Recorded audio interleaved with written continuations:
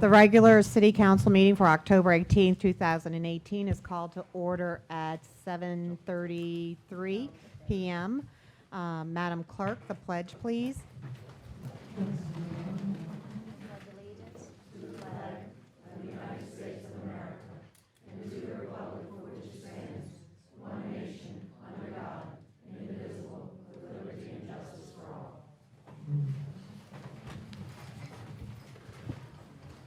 Roll call.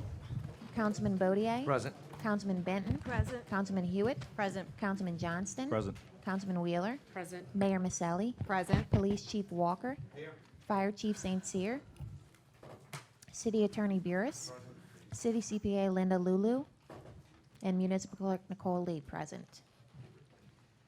Before we get down to business tonight, in this final council meeting before the November 6th election, I'd like to take a moment to address the residents of Harahan. Freedom is the right to question and change the established way of doing things. Ronald Reagan said that, and I believe that with my whole heart and soul. 4 years ago, I exercised my freedom as an American citizen and a member of this community to run for mayor, because the established way of doing things was not working and it was hurting our city. We were on the verge of bankruptcy. Deficit spending was routine. State laws on budgets and tax sales were ignored. The sewer system was in shambles. Blighted properties such as the old Burger King were left to decay for 20 years, and a select few showed great favoritism. We have changed all that, but it wasn't easy.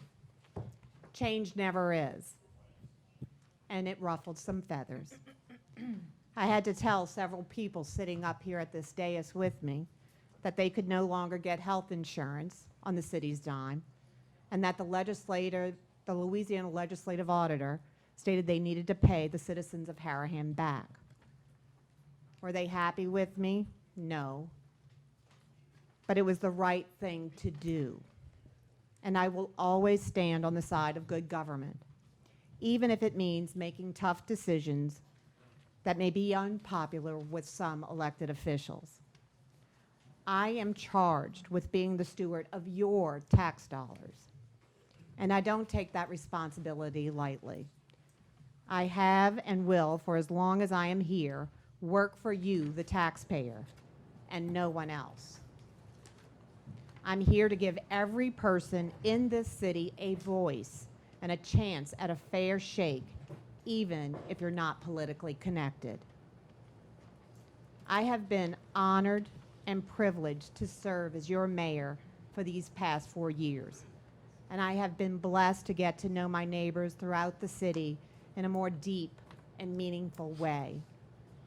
I pray that I have made a difference in your lives, like so many of you have made in mine. I want to continue to serve you as mayor during the next 4 years, and this is my vision. I envision a Harahan that recycles again and is free from noxious smells. I envision a Harahan with lower fees for water and sewage because of fiscal responsibility, grants, and increasing tax base.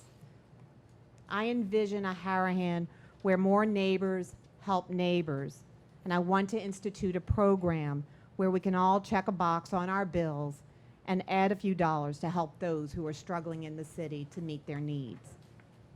I envision a Harahan where controlled growth brings new life and new opportunities while we preserve our small town charm.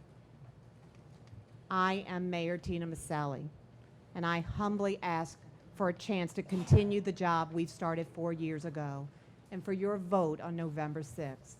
Thank you very much. I would also like to ask for a motion to amend the agenda to add the city attorney, the city engineer under special presentations number 1. Have a motion by Councilman Benton, seconded by Councilman Johnston. All those in favor? Yay. Any opposed? We have 5 yeas, 0 nays. Motion passes. Thank you, everyone. Special presentations. Calvin Hotmeyer. Good evening, Council, Mayor. Couple of quick items. Tyler has begun. We milled the first 2 blocks, or rather the second 2 blocks, and we'll pave those on Friday. The first block is currently being designed because we have the drainage we talked about adding to that street and correcting. Had an arborist out there today looking at the 2 trees, so that work is continuing. As you know, DOTD is working on drainage between Bailey and Chrysalar, right across the street. Last Friday, they punched a hole in the sewer line. So by Friday afternoon, we had the bypass in place. It was repaired yesterday. We finished flushing the lines today, and all of our equipment, namely BLD's equipment, will be out of there by tomorrow. There is a resolution 2018-16 on your agenda, which is a municipal water pollution prevention. This is an annual report that Veolia does. It is a review and approval of that report that is required. Somehow it got missed in February. It'll be coming back again in next February for 2018 report. That's on the agenda. And then lastly, there is still one punch list item that Gulf Coast Underground is yet to complete, but I think I have them doing that very soon. That's a piece of sidewalk on Wilson. And that project will be complete. So with that, do you have any questions for me at this time? Thank you very much. Thank you. Thank you. Melissa Roberts for special presentations, Purple Purse All-State Foundation. Is Ms. Roberts here? Then we'll move on to Darlene Schwartz, Community Liaison.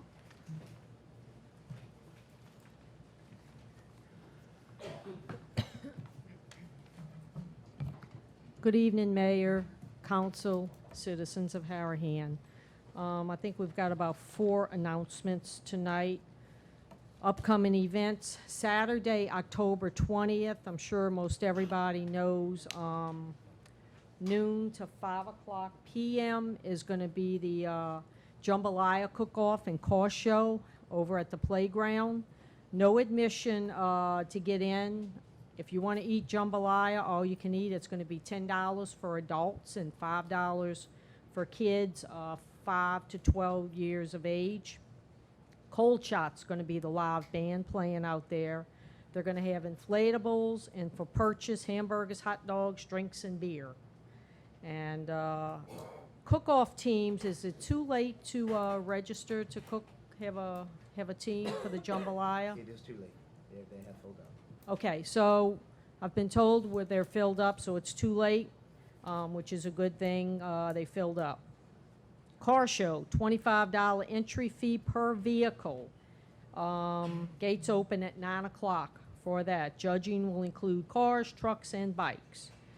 And there's a 5K run for Harahan. Race time's 9 to 11. And looks like July 31st was the early entry fee, but I'm sure if you still want to run, you can get in on that.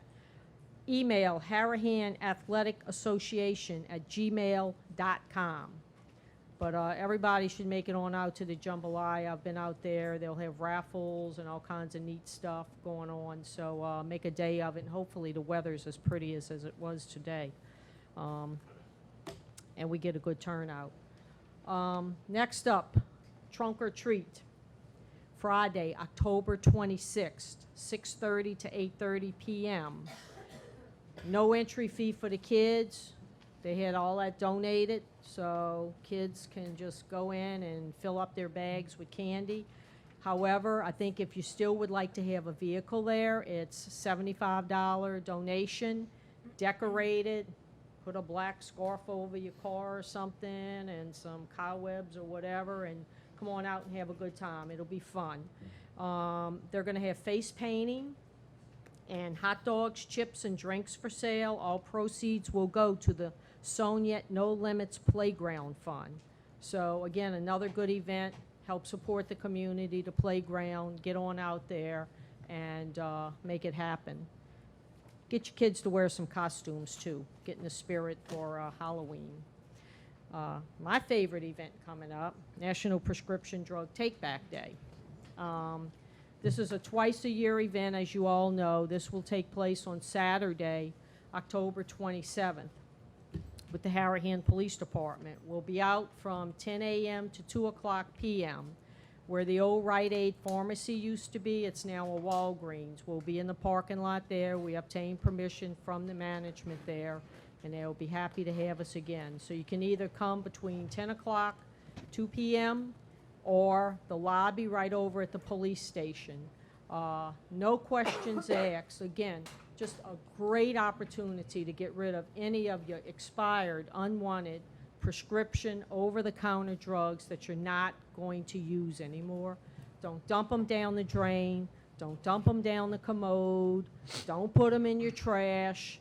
Please, come turn them in and let us get them disposed of with the Drug Enforcement Administration in a proper manner. And it's free, no questions asked. Lastly, November 17th, we're moving into November already, from 9 o'clock in the morning to 1 o'clock in the afternoon, Soniet Playground, Soniet Park, is going to have a fall bake sale. This is going to be like right before Thanksgiving, and everybody wants dessert after they eat Thanksgiving dinner, right? They're going to have cookies, cakes, pies, breads, and more. They're looking for donations, and they're looking for people to buy the stuff. Okay, so we need desserts, right? So please give this a chance. Again, no limits playground at gmail.com is a good point of contact. Also, Melissa or Bridget, who's behind the No Limits Playground initiative. You can get in touch with them, give them a verbal, yeah, I want to participate, or do the email, nolimitsplayground@gmail.com. That's pretty much it, unless anybody else has anything to add that I've neglected. Other than that, We did? Okay. okay. And I was going to make a joke and say vote early and vote often, but I changed my mind. Thank you. Chief? Yes, good evening. Tim Walker, Harahan Police Chief. First, I want to thank everybody for participating last Tuesday night at the Night Out Against Crime. We had a fantastic time. Thank all the people that volunteered and the people that donated stuff to make it such a success, and the people that came out. I think they wanted to go out with the amount of people we had there from different entities and agencies that provided information. Halloween's coming up. It's a big event in Harahan every year, October 31st, Wednesday, from 6 to 10. Back in Imperial Woods from Stoneway and Dosher, we will have police officers on each corner. Biggest problem we've been having over the years is lost kids. Please put some sort of information in their pocket or pin it to them that in case they get lost, we can get a contact number to call you to come retrieve your child, unless you did it on purpose, which happens sometimes. So, thank you. We will now address the council. We do have a lot of city business. I ask that please try and keep your remarks to the 3 minutes and be respectful. Remember, this is not a dialogue with the council. It's your chance to talk. And I Thank do want you. to piggyback off of that, is last month, we didn't start regular business till about 10. So I will not be motioning or voting for extra time. So I'm sorry if y'all run past y'all's time. Thank you. Out. I agree. Right. Thank you. Kim Hasney, 110 OK Avenue, and I'll try to be as brief as possible. I'm concerned as a citizen and on behalf of the interest of other Harahan citizens about this health insurance that was not paid back. Mr. Baudier owes $16,219.57. He's running for mayor. My concern is that if we can't trust him with those funds, why would we put our trust in you? And what is I'm going to ask all of you, what is your plan to pay this back? Early voting starts next week. Do you have a plan? Ms. Hewitt owes $1,140.11. Mr. Johnson, you are running for re-election, $1,690.35. Ms. Wheeler, you're running for re-election, $4,236. Mr. Chatelain was a council member. He's running for election, $19,668.58. There's other two council people that aren't running for re-election. I assume that that will be addressed, or they have to do their own conscience. Ms. Benton, I am not sure if you owed it or if you ever received the privilege, but you do not owe anything. I would like you all to explain why you haven't paid it back.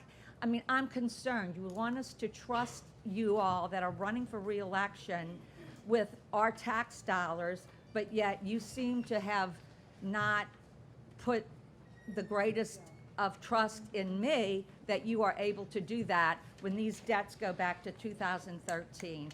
Thank you. I'd like you to address it at some point. Thank you.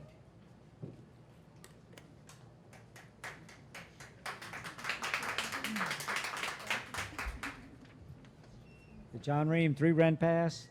On Sunday morning, October the 7th, Wood Materials, Resources, Marine, whatever you want to call them, started transferring coal from open barges, barge to barge.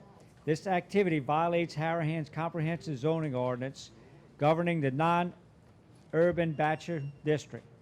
We have photos of this operation on the Mississippi River, and we sent some to all of you. That continued from October the 7th to October the 10th, day and night. We addressed the Flood Protection Authority, the East Jefferson Levee District, the Harahan Mayor and Council, the Jefferson Parish Council and President, the Louisiana Representative Representative Kurt Talbot, and Louisiana Senator Danny Martini, the U.S. Senator John Kennedy, the Port of New Orleans, the New Orleans Public Belt Railroad, and the U.S. Coast Guard. A 1988 lawsuit, Wood Materials, well, Wood Marine in this case, Incorporated versus the City of Harahan, it was decided that by the U.S. Court of Appeals in favor of Harahan.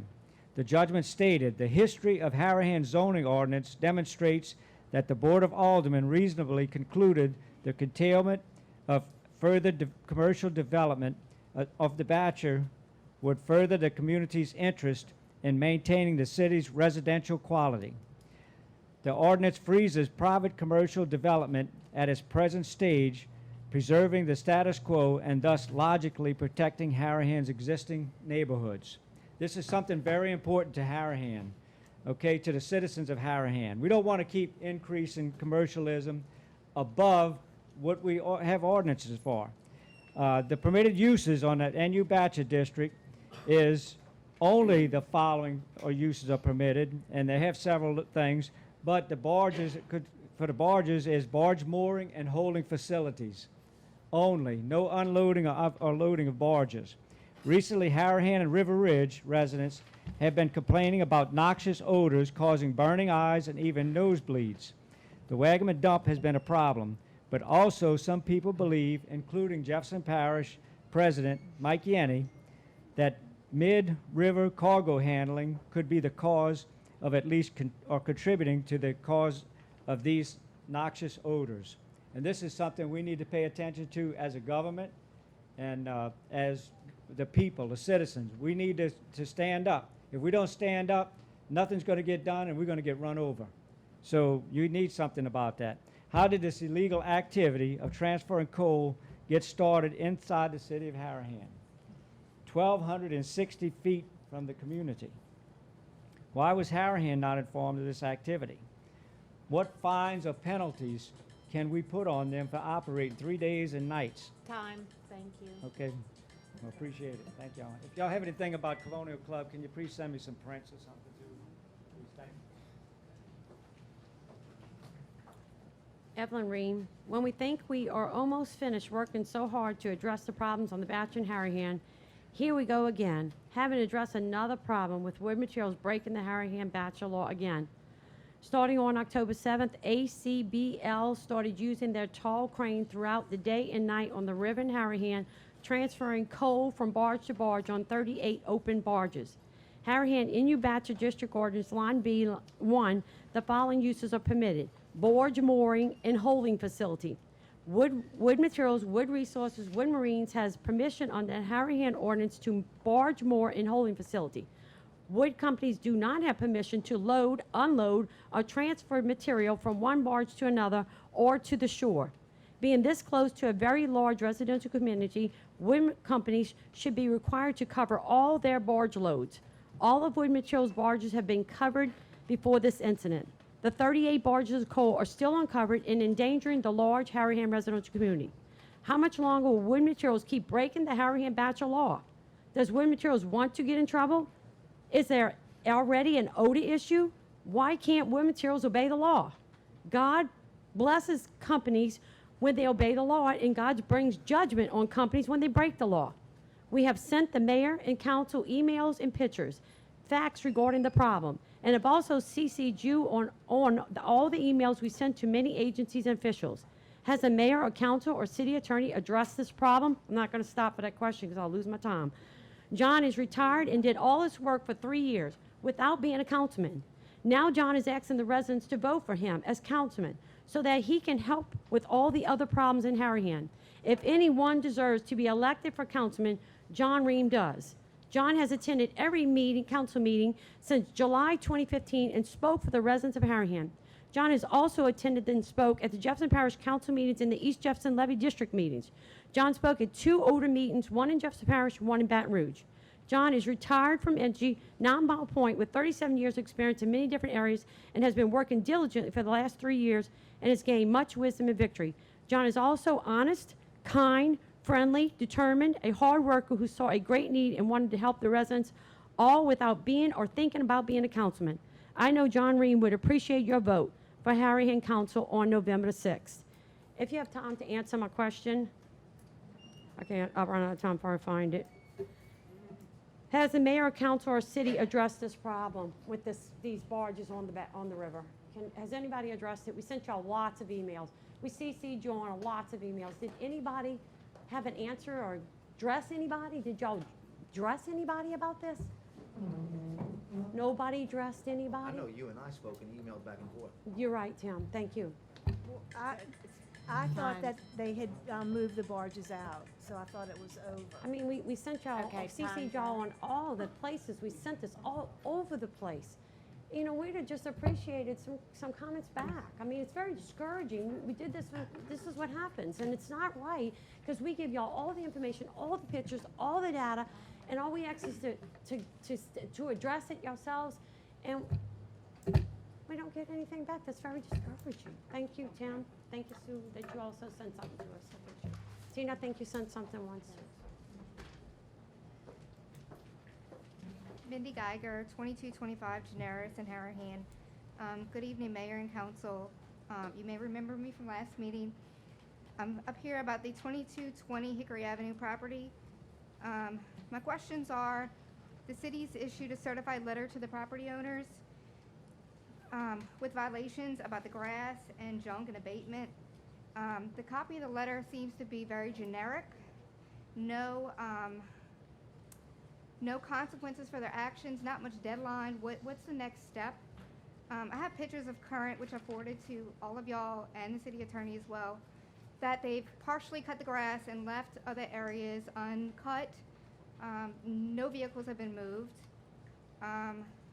I don't have an update on the fire marshal or the Board of Health regarding those concerns. Do I have any additional updates? What's the next step? Where do we go? Ms. Geiger, I spoke to Bobby Moss today regarding what he's done. He said that he had spoken to the owner, that the grass issue had been taken care of, but not entirely to your satisfaction.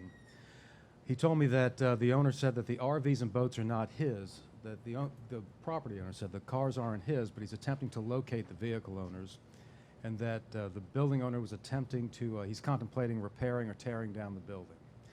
So with that information, I started looking at what we can do under the city code as it presently is written. There's no limitation of the number of vehicles on a lot in Harahan.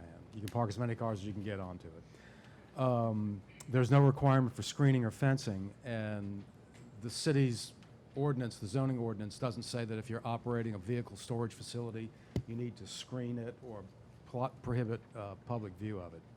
However, I think I did find something for you, and based upon the owner's representation that these vehicles are in his, Section 3 of the Harahan Municipal Code that deals with definitions under the zoning ordinance defines junk. Doesn't define junkyard, but it defines junk. It says abandoned or dilapidated automobiles without all necessary parts or not in running condition or lacking required tags, license, and state liability insurance. So the next step in this is to go out there and take an inventory of what's on that property, which vehicles have license plates and which don't. The question is, how do you abate it? Under the city's, under the present ordinance, there is an ordinance for the abatement of junk, trash, by the city. The next thing that I have to look at as the attorney is which court am I going to enforce this in, whether it's 24th JDC. I would think that that's where I have to go, and whether we can enter private property to abate the nuisance without authorization of the court. I think we're going to need court authorization to go onto private property and abate the nuisance. Now, the next question is, after that, what do we do with these vehicles? And I don't have an answer for you tonight, but I am researching it, okay? You say something about the grass is not to my satisfaction, but the grass and weeds states in the letter, grass and weeds over 12 inches. Yeah, it looks like they just cut what they could get with a lawnmower and then didn't weed whack all the stuff growing up around the cars. Correct. Yeah. So why is that not a violation? What is the city's I'm- finding since October 5th, whereas they stated that they would go back out and reinspect the property? I didn't discuss with Mr. Moss when he went out there or, what he's done to measure it since, but I'll find that out for you, okay? What are any consequences? The city sends this letter and then kind of says, okay, I'm going to go reinspect. Then what next? No fines, no... Well, I don't know if fines are going to really get us where we want to go, because all they're going to do is ignore the fines and then we'll just slap liens on them. I think what we're going to need is to have somebody go on the property and start trying to abate the nuisance. But how long does that take to Ma'am, start the process? I will talk to Mr. Moss tomorrow and see what the next step he, as the code enforcement officer, wants to take to go out there and remeasure these weeds for you, okay? Again, I mean, y'all work for us, and I'm not getting much communication. I've spoken a few times to the mayor. I've spoken a few times to Craig and Tim. I guess y'all choose to respond to who you want to choose to respond to.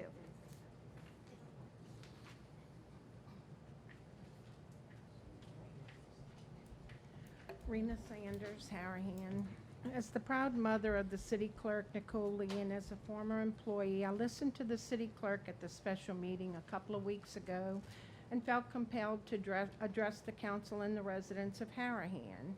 The city clerk's job duties are defined by law. Before she went on vacation, she performed her duties as city clerk and prepared and advertised in the Advocate the agenda for the council meeting and prepared all packets for the mayor, council, and chiefs as she was on vacation for the meeting. While on vacation, someone accessed her computer, changed the agenda and the number on a resolution after it was prepared and advertised by law. As a former 27-year employee of the city of Harahan, I want to explain my sudden resignation, which has to do with this. This mayor came in 2015. She terminated several long-term employees on the first day. Other terminations came a little later. Some of us quit along the way. A few months in, the payroll clerk quit, so the mayor gave me payroll. A short time later, I noticed when I came in the mornings, my emails were already read. Then at the end of the day, when I attempted to shut down my computer for the day, a message appeared, and I wrote this down in June of 2015. Other people are logged onto this computer. Restarting Windows might cause them to lose data. Do you want to continue restarting? I clicked yes, shut it down. I went home, consulted with an IT expert who was familiar with our system, and was told by that person that any and all information could be altered. Be careful, CYA. As payroll clerk, I was responsible for all personal information in the payroll system, including Social Security numbers. How do you go to work every day, doing a job that you once loved, knowing that this ruthless individual could access your computer, change a few things, and cause you legal problems and ruin your life? So although I love my job with the city, my name and reputation were more important to me. I resigned the next day. Ruthless, definition. Cruel, heartless, hard-hearted, uncaring, unsympathetic. Is this who you want representing our city? Used to be known as the city of friendship. I feel like, good luck, Tim Bodier, baby. You deserve it.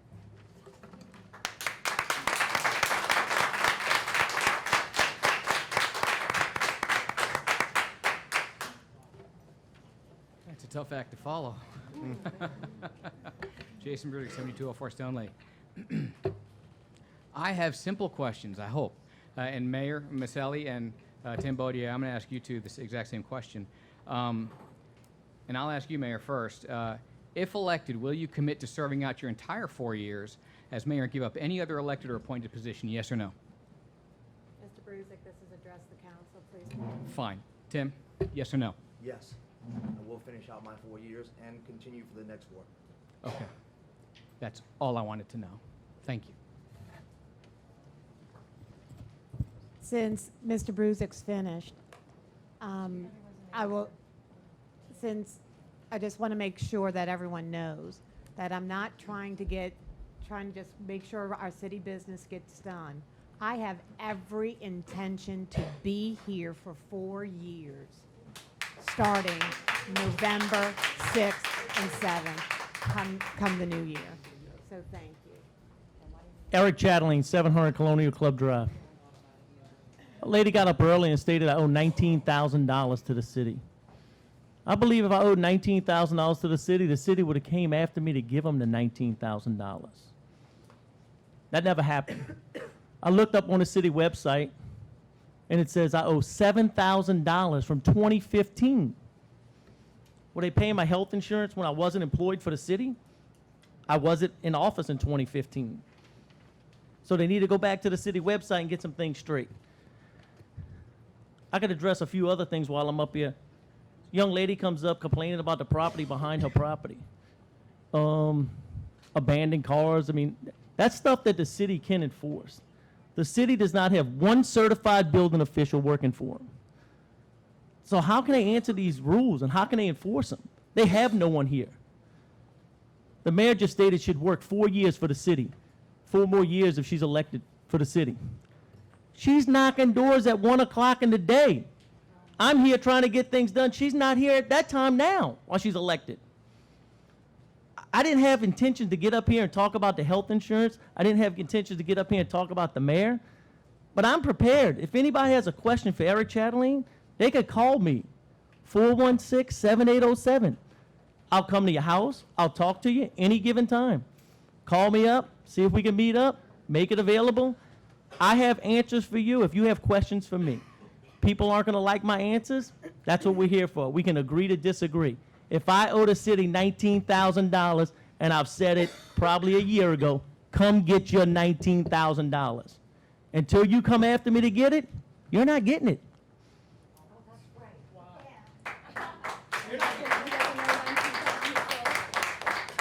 Take me to court, and I'll pay the money if I owe it. I don't believe I owe it. If I say you owe me $30,000, you gonna pay me? I don't think you are. I disagree. They need to come after me to get the money.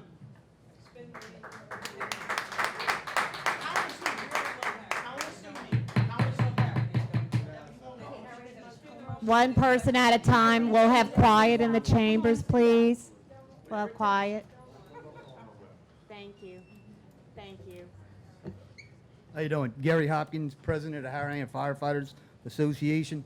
On September 28th, we had a fundraiser for one of our support personnel that had surgery for cancer. And I have a letter from our family because it was my father. The outpouring of support for David Hopkins is a true testament of what this community has and will always be. It has been overwhelming to see this community rally behind a man and his family in his time of need. When we moved to Harahan 33 years ago, and the reason why we left New Orleans is this is what my parents envisioned raising their kids in. A community of neighbor helping neighbor, even if they don't personally know the man. We would like to thank each and every one of you that have donated time, money, that helped come to the firehouse and roll meatballs, that donated product. Mike at the Red Wagon for making the sauce for us. My brothers wanted to be here. I come from a family of firefighters. We all work for different departments, and both of those are on duty today. Thanks to the community for showing up, and it was overwhelming how many people showed up and not only bought food, but donated extra money to us. Dave, my pop, he could not get over, he's still overwhelmed by the support that the community has rallied behind him with. This is a community that should always be loving thy neighbor and honoring those that honor them. My father, for the last 25 years, has been the person that inspired me to become a firefighter, even though he was a police officer reserve here in the city. And then once me and all my brothers joined the Harahan Fire Department, he kind of banded ship with them and came along with us. But he showed us the integrity and the compassion for other people, and it's still here. It was such a good success that we were able to pay it forward a little bit. The next day they had another fundraiser down at the camp for another person that had cancer, and we were able to make a donation to them as well. With that being said, we got our fresh batch of t-shirts, breast cancer awareness shirts. They're in at the firehouse. So come get y'all's. Thank you.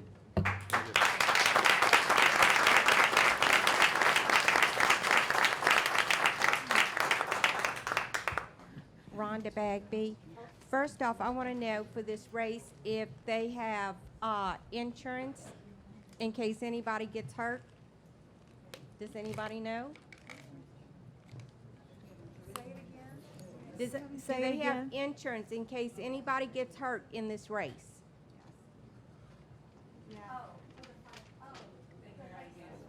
This weekend?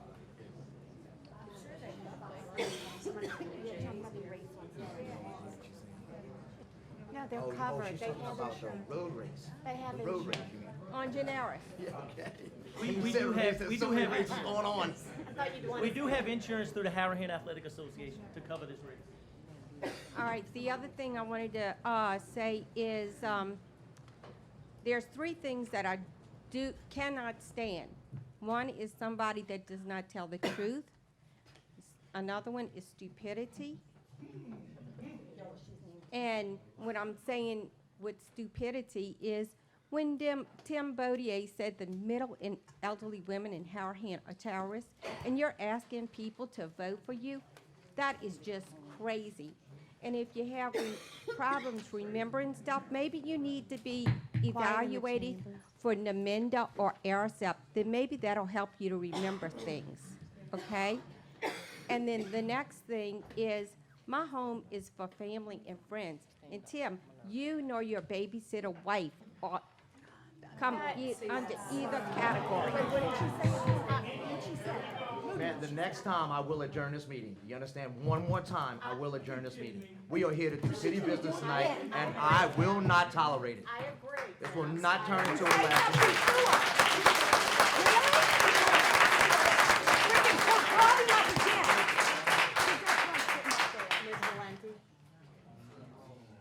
Hi, Terry Valenti, 191 Colonial Club Drive. I was going to speak about Mr. Chatelain, but I think you took care of that.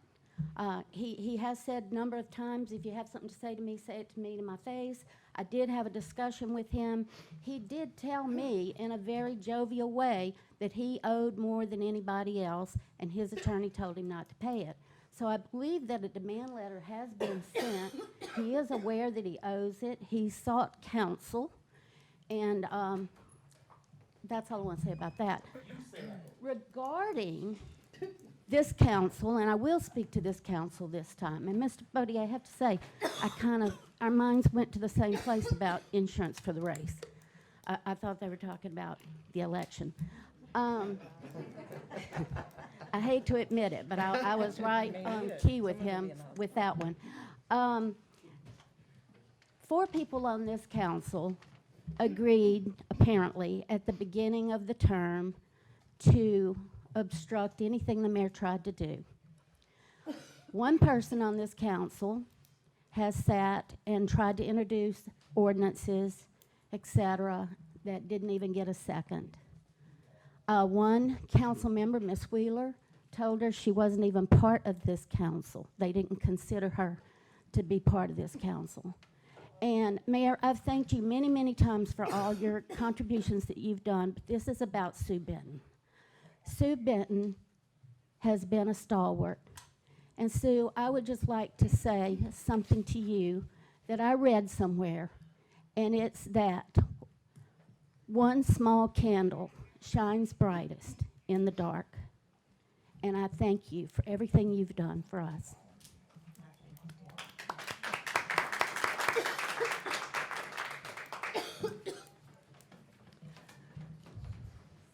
Felicia Jordina, Hickory Avenue.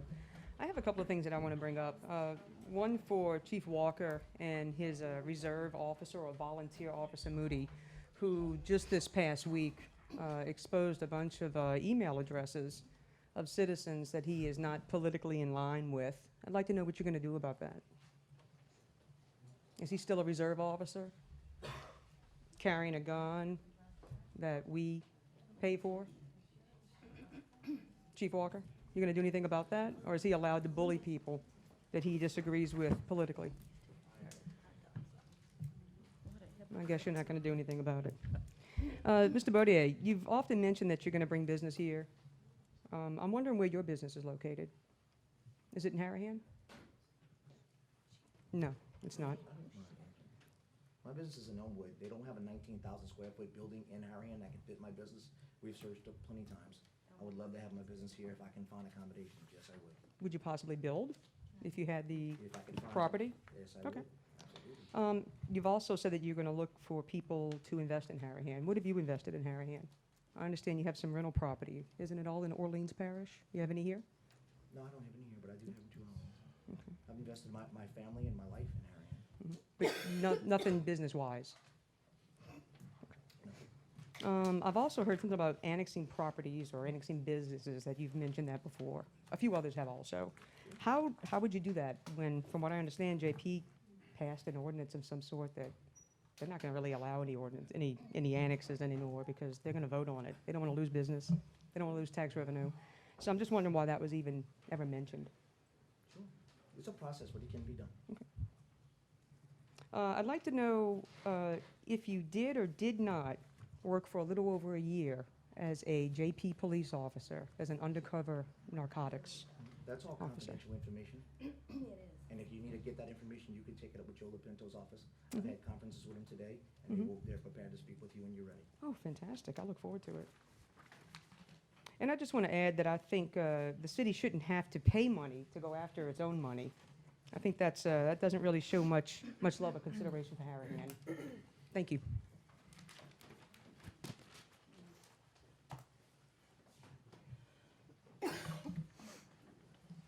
Hello, I'm Tina Hunter. I live at 54 West Imperial Drive.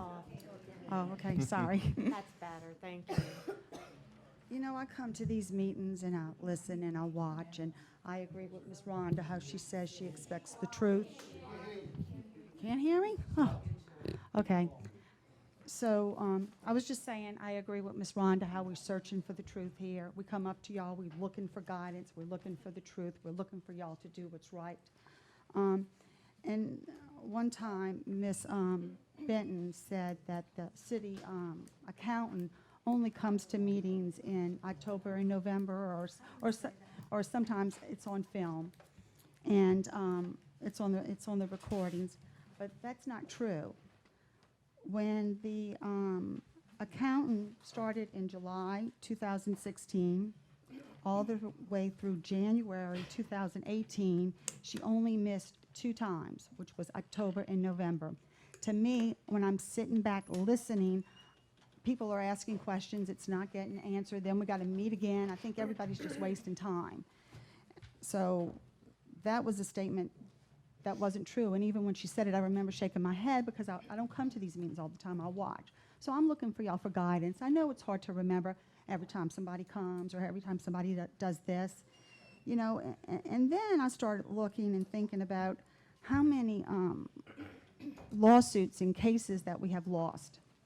You know, I don't know if the city attorney is saying, look, we can win it, or the mayor's saying, I want to go over this, but I think we lost, what, 7, 8 now? Yep. 5 with the city. Nicole had 1. I think another employee had 1, and maybe Ms. Doucette. How much money did that cost? You know, people right now are having to buy their own toilet paper, or other people are buying it for us. Is this money coming out of the budget? I know we allocate some for the city attorney and the accountant, but it looks like we're overspending. You know, and one time the mayor said she only has 5 people and she needs help. Well, is that one of the reasons why she needs to hire more people? You know, I walk into a department sometimes in the morning and the afternoon, and I see people reading the paper and watching TV. You know, where I work, if we're shorthanded, we need help, we'll go and get people from the other department to come and help out. You know, I'm just trying to help here. I'm really not trying to be ugly. And I just want to know, like, we have, for the 3rd time, we're going to have this agreement between the city and the Harahan Athletic Association to pass this $90,000 Jefferson Parish is going to give us. This is free money. This is not money that we have to pay back. This is not money that we have to match. You know, and I don't understand why. Excuse me. Thank you. Finish your thought. Okay, I don't understand why it looks like the attorney, our city attorney, is having issues with it. You know, I'm just thinking, is this man qualified to do this? He's lost all these cases, and That's well, enough. Thank you. okay, well,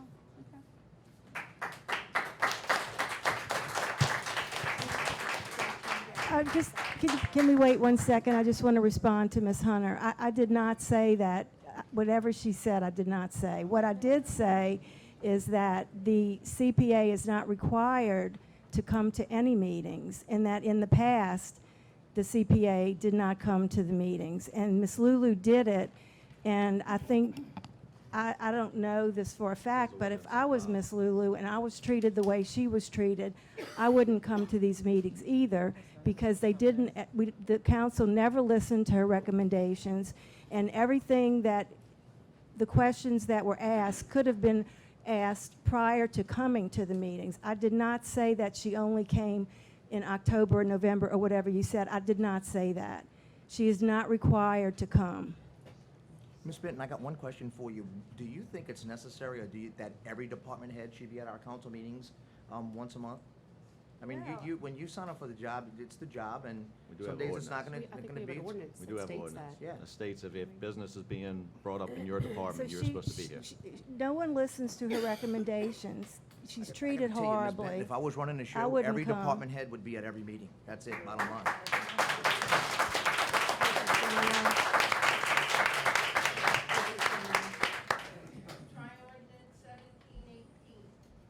Mr. Semino. Dale Semino, 140 McHugh.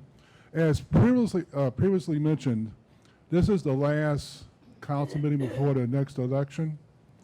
And I just want to stress the importance this election of every registered voter to go out and vote. And the reason why I'm saying that is because I've been told by some of my fellow citizens, and I've read on social media, that there are citizens that will not vote for the top position, the mayor's position, because they don't care, they don't like the 2 candidates. From a veteran standpoint, I want to offer this thought for your consideration, that since the beginning of our country, there have been many, many thousands upon thousands of servicemen and women in uniform that have given the ultimate sacrifice to protect our right to vote. every single vote is important in this election and every election for that matter. Also, there are countries in the world that if citizens that don't have the right to vote gather publicly and ask for a right to vote, they get hauled off, thrown in jail, never seen again. We have a privilege here, a special privilege to vote, and we need this to, we need to change. We cannot go for the next 4 years the way we've gone this last 4 years. We need the citizens to go out and vote, and to vote who they think will be the right choice to run our city. So I just want to remind everybody, it's important. Every vote counts, and if you think that your vote for one position doesn't count, if 10 people think that way, then there's 10 votes that are not cast. If 100 people think that way, then there's 100 votes that are not cast, and there's been elections that have been won and lost with 100 votes or less. Every single vote is important. Also, I want to say, we need to go forward as a city, not go backwards. Every car on the road has a big windshield that's clear. You can see clearly where you're going, and there's a rear view mirror that's very small. There's a reason for that. We need to concentrate on going forward and not looking in the past. What has been said in the past. What has been done in the past. We don't need to dwell on the past. We need to start a new page, a new chapter. We need to go forward in harmony. The new council, the new mayor, the citizens, we all need to be together in this city and go forward for our city and not be at odds like we have been this past 4 years. Every single vote counts. Thank you very much.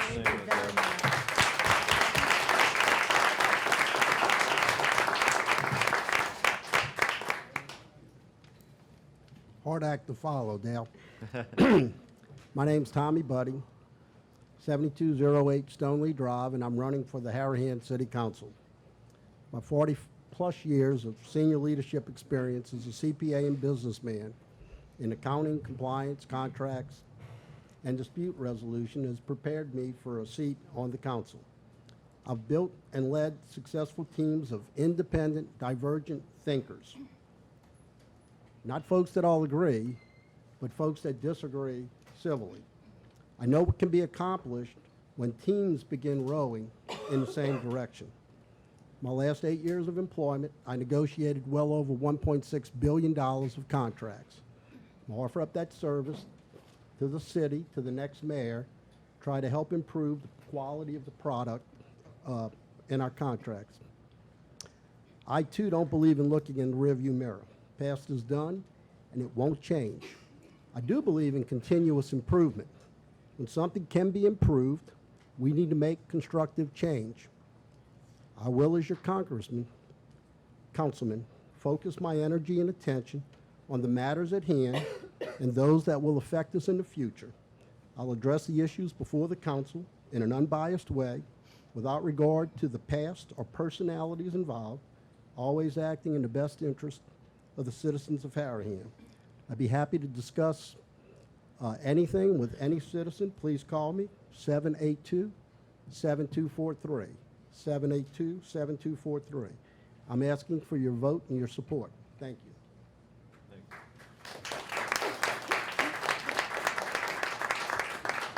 I'm Tommy Duffy at 134 Chrislaw.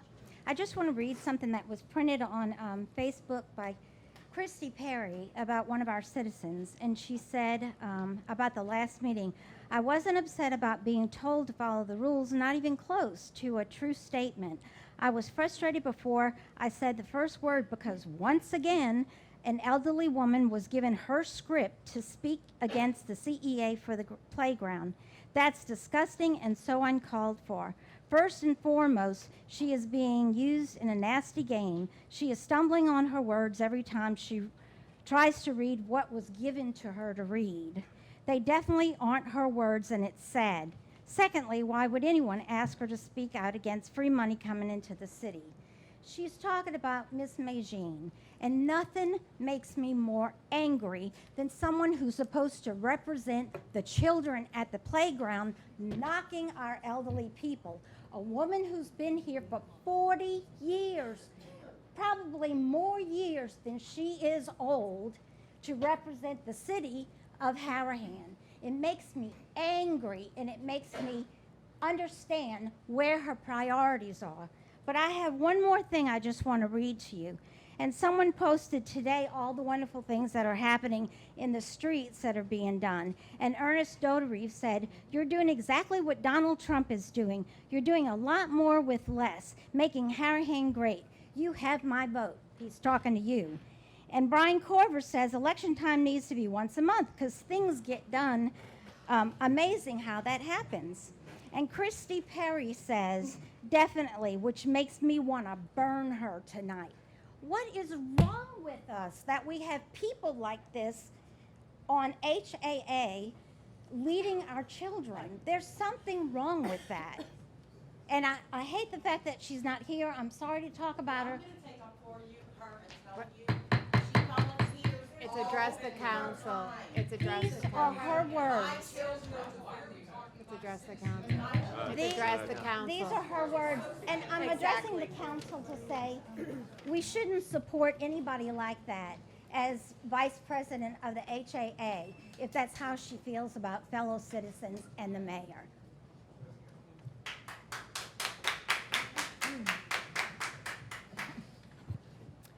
Magine Cazenave, 46 Oak Avenue, Harahan, Louisiana.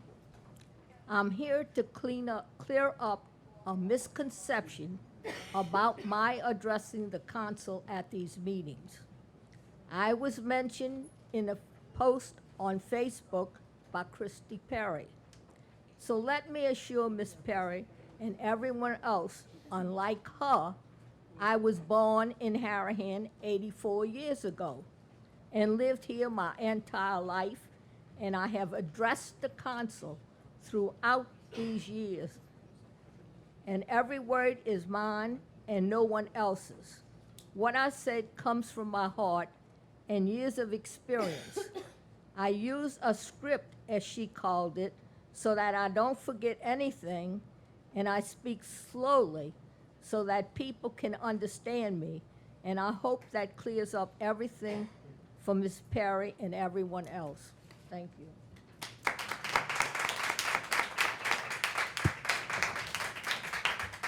Patrick Pepper, 156 Elaine. I'm not Christy Perry's husband, and I'm not her brother, but I do consider her a friend and a person who has given a tremendous amount of time and effort and just a lot of her heart to the children of this community. She spends day after day after day at Harahan Playground. She coaches kids, girls, softball. They win almost every year, and that is a lot to do with Christy Perry and the time and effort that she puts into the playground. It's unfortunate that someone would come up here and criticize a person who volunteers so much of her time and effort.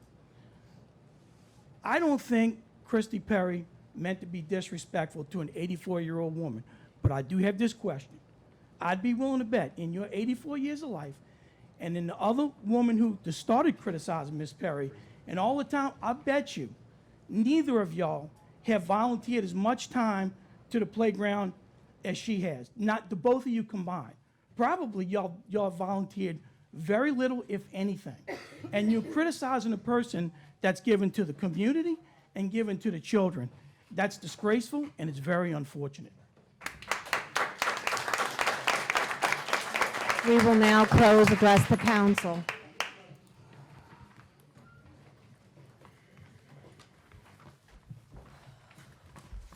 Approval of the minutes. Reading of the minutes of the council meeting on September 20th. Do I have a motion to dispense with the reading of the minutes? Motion. I have a motion. I'm starting to lose my voice again. I have a motion by Councilman Johnston, seconded by Councilman Bounton. All those in favor? Yay. Yay. Any opposed? We have 5 yeas, 0 nays. Motion passes. Approval of the minutes of the council meeting on September 20th. Do I have a motion to approve the minutes? Motion. I have a motion by Councilman Benton, seconded by Second. Councilman Johnston. All those in favor? Yay. Any opposed? Nay. We have 1 yay, 4 nays. Motion does not pass.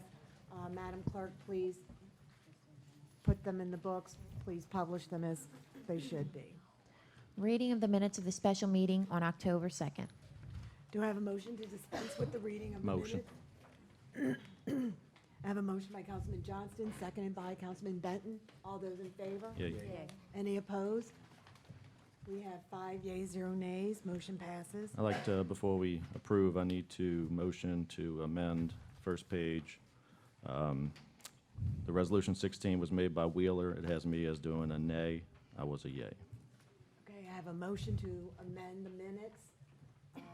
You want to hand that to the city clerk, please? As stated, read into the record by Councilman Johnston. Do I have a second? I have a second by Councilman Benton. All those in favor of the amendment? Yay. Any disapproved? We have 5 yeas, 0 nays. Motion to amend the minutes are accepted. Do I have a motion to accept the minutes? Motion. I have a motion by Councilman Johnston, seconded by Councilman Benton. All those in favor? Any opposed? Nay. We have 1 yay, 4 nays. The minutes are not approved. Please publish them and record them appropriately. Communications? The Board of Adjustments and Appeals did not meet in September, and the Planning and Zoning Board did not meet in October. Resolutions? I'm sorry, I've been suffering with a cold and I'm taking medicine for it. Proposed Resolution Number 2018-14. The following resolution was offered by Councilman Johnston. Unanimously fine. Unanimous? Yeah. Unanimous, the other one. Or if they don't want unanimous, then I'll take it. All right.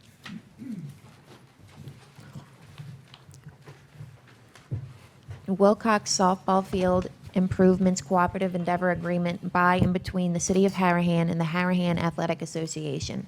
Whereas the City of Harahan, a Louisiana municipality, and the Harahan Athletic Association, a Louisiana nonprofit corporation, share certain goals in regard to the provision of recreational opportunities for Harahan's youth. And whereas Harahan, through its Recreation Department, owns and maintains municipal property known as the Harahan Sports Field Playground and attendant improvements thereon. The gym located at 66, it says 10, but it should be 6601. Yeah, should be. 10th Street, Harahan, Louisiana, for recreational purposes. And whereas the parish of Jefferson, through the office of Councilman Paul Johnson, has generously agreed to make, how much money is blank? It's up to 90, I think. Huh? It was up to 90. It was not to exceed, if I'm not mistaken. Right, up Not to to 90,000. Not to exceed.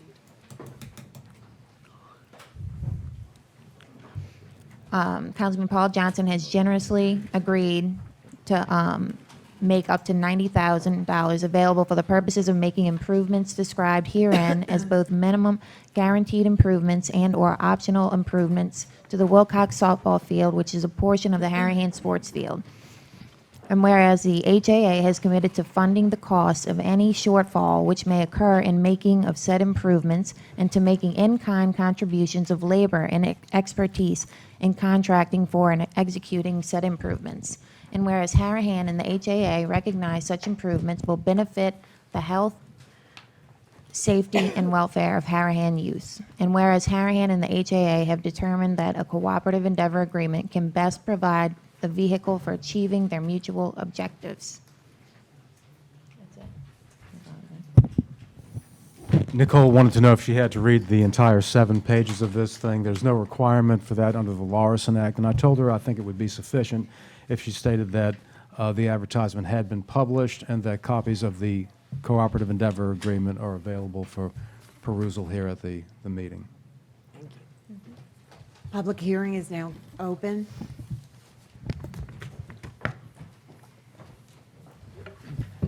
Good afternoon, Jason Asbill, 573 Posey Avenue. Good evening, council, mayor, citizens. This afternoon, or this evening, rather, Mr. Burris walked in the door, and and Mr. Beers, I respect you as an attorney. I appreciate your time you spend here at the city. But he walked in the door and asked me if I had seen the new cooperative endeavor agreement yet, and I had not. And it's not my position to see it, but I had not seen it. So I asked Mr. Chatelain when he showed up a few minutes later about it, and he said that he hadn't forwarded it to anybody because he didn't receive it until, what was it, 1:58 this morning. So apparently there's been some conversation going on within the past week, and apparently this seems to be a problem with whoever it is in this administration, these department heads. Is there anything done between the council meetings besides the couple days before the council meeting? Let me explain that to you, Mr. Asbill. On October 2nd, the last time this issue was addressed was September 20th, at the September 20th meeting.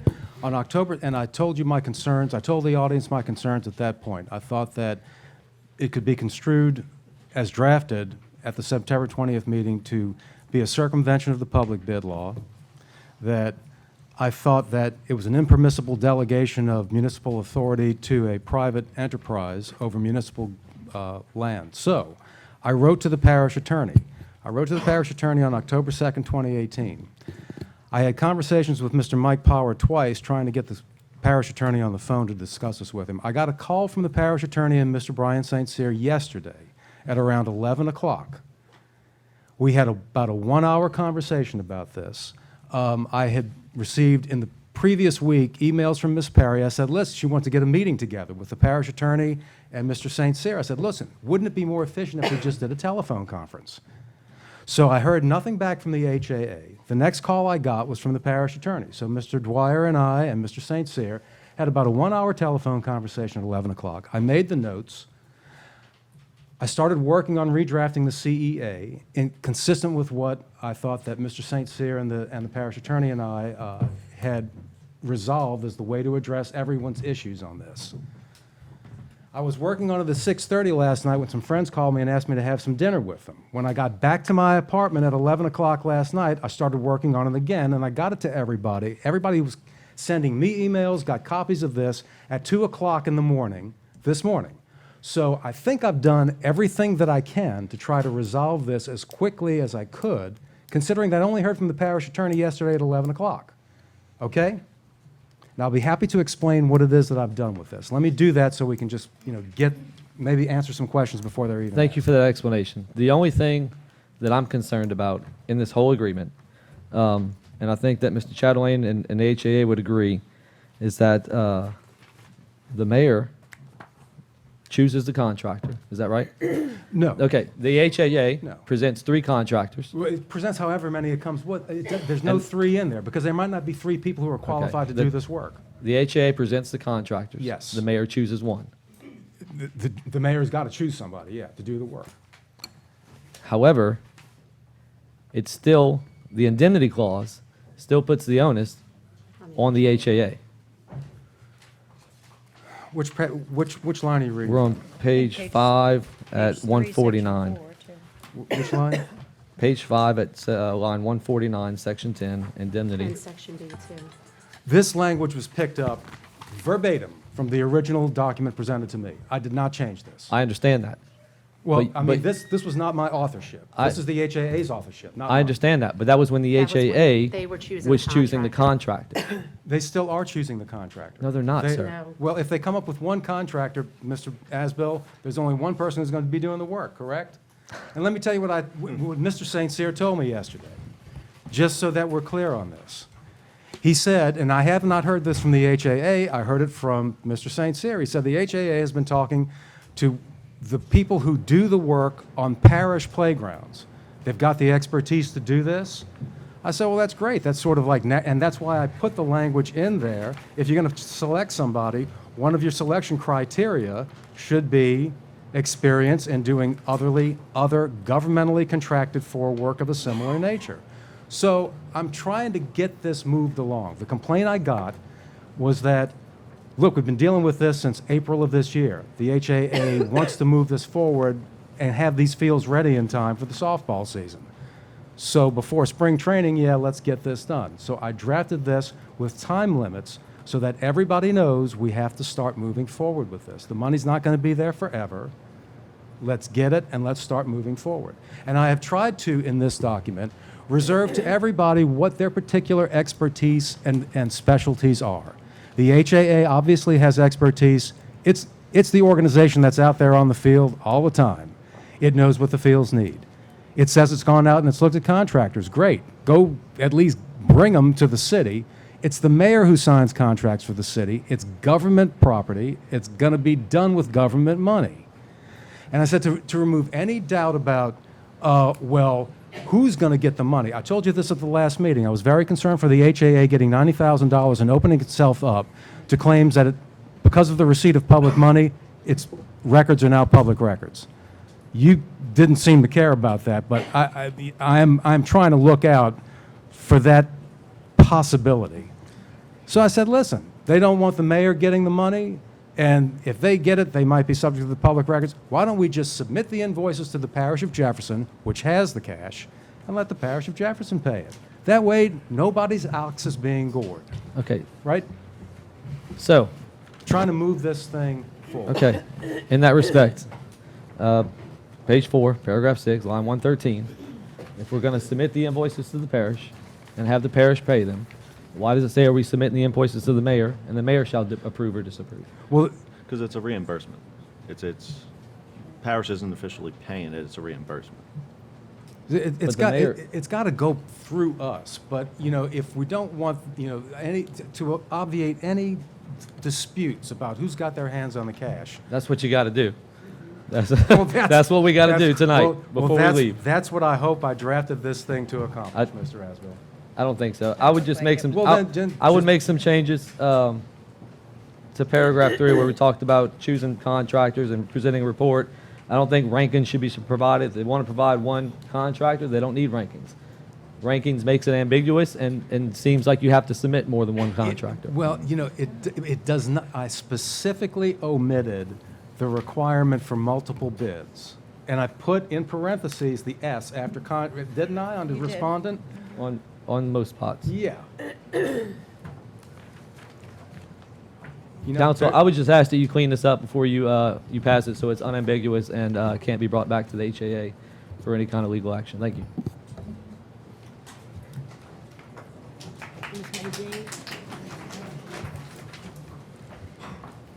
Excuse me. Majin Casnave, 46 Oak Avenue, Harahan, Louisiana.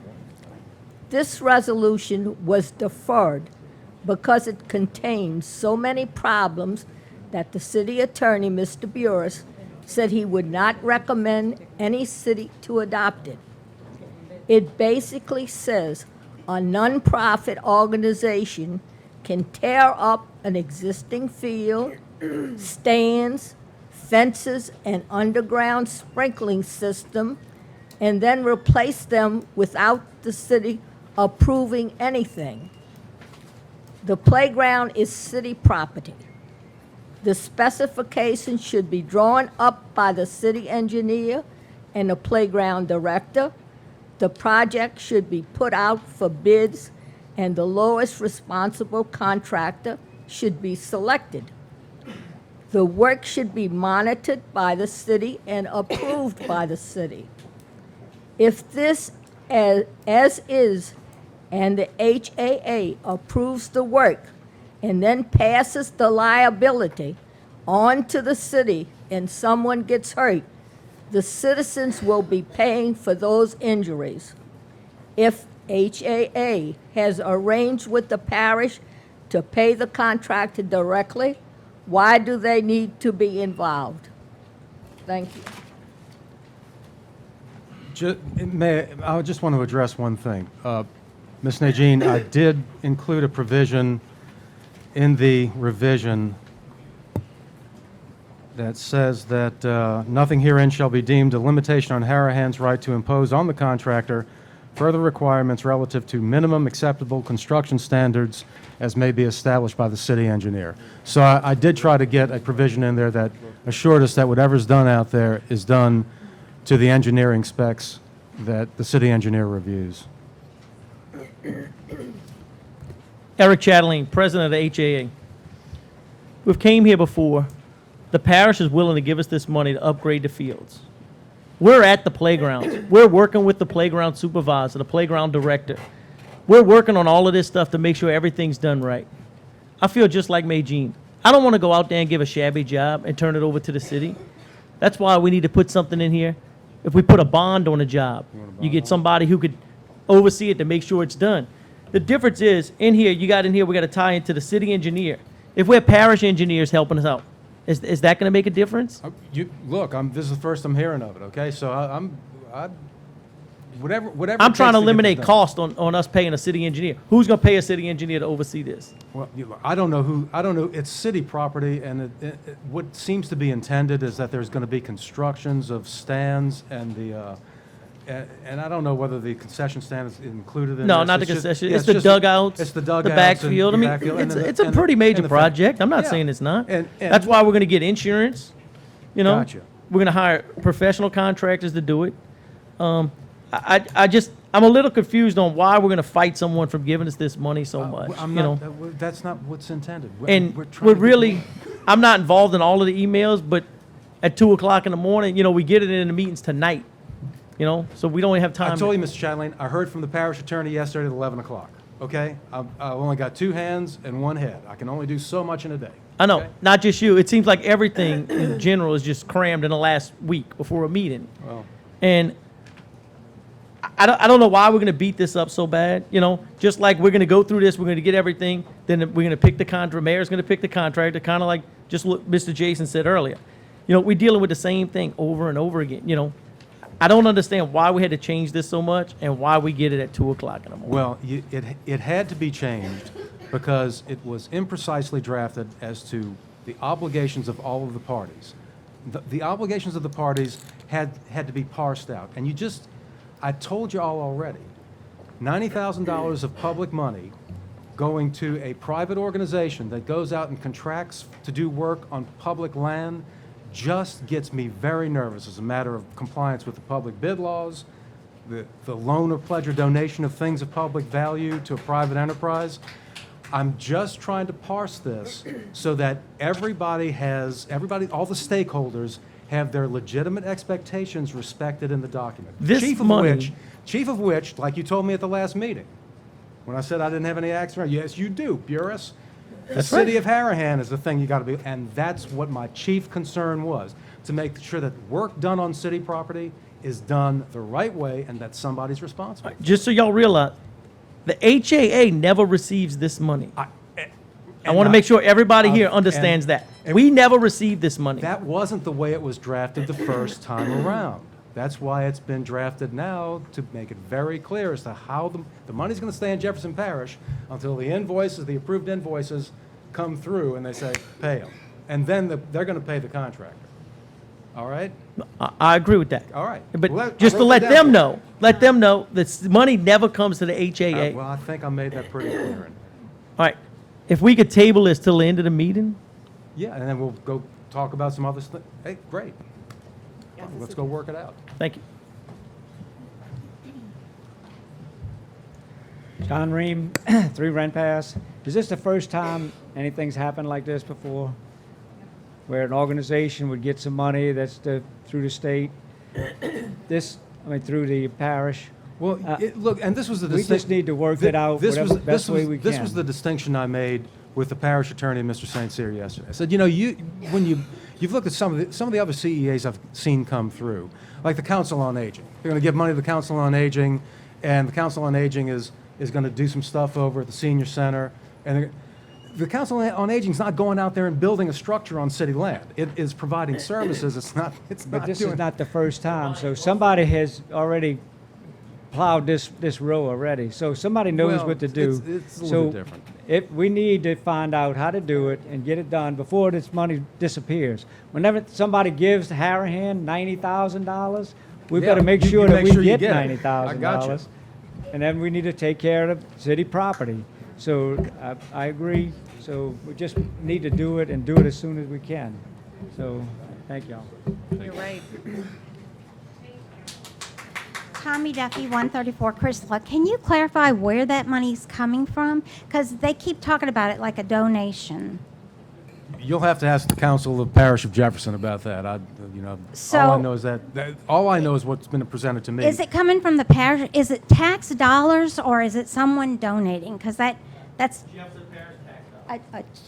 okay. And let me just recommend you try to communicate through Facebook because these guys answer Facebook a lot quicker than they will your email. I do not do legal business of any kind on Facebook. Absolutely not. That's how they operate.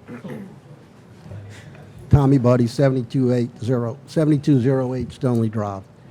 Just two general comments. The first one is, the parish has got a lot of liability right this moment. You got a field in deplorable condition. It's public knowledge. If a child gets hurt by a ball with a bad bounce, get your checkbook out because you know the field's not suitable. The second thing is, and notwithstanding the fact that you just heard from the city attorney, parish attorney, I'm sorry, thank you. This type of contract should not be negotiated in public. It's inefficient, it's not productive, and it's just going to create ill will and misunderstandings. The two parties ought to be sitting in a room, in this case, the city representative, whoever that might be, and an HAA representative, and they should be going over it. It has taken a long time. It is $90,000 of money that may evaporate, and by golly, we have liability as a city today. We had it 3 months ago when this started.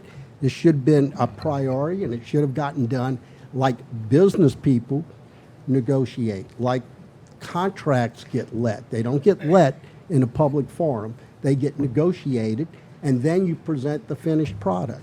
So it's just a suggestion to avoid this kind of thing in the future, and I understand you just got it today. You got your responses. one of the things I was under a misimpression I had was that the parish council had already somehow earmarked or allocated these funds.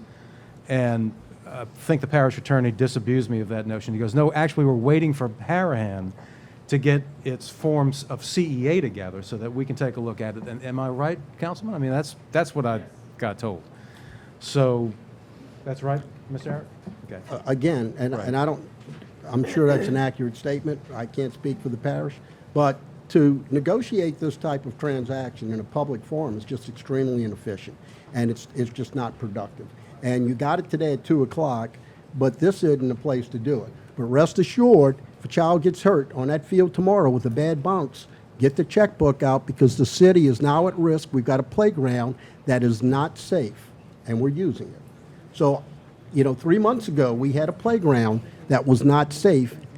Yeah, and in my experience in life, is that when you have something that's important and you need to get it done, you get 2 or 3 people in a room and you work 24 hours and you work it out.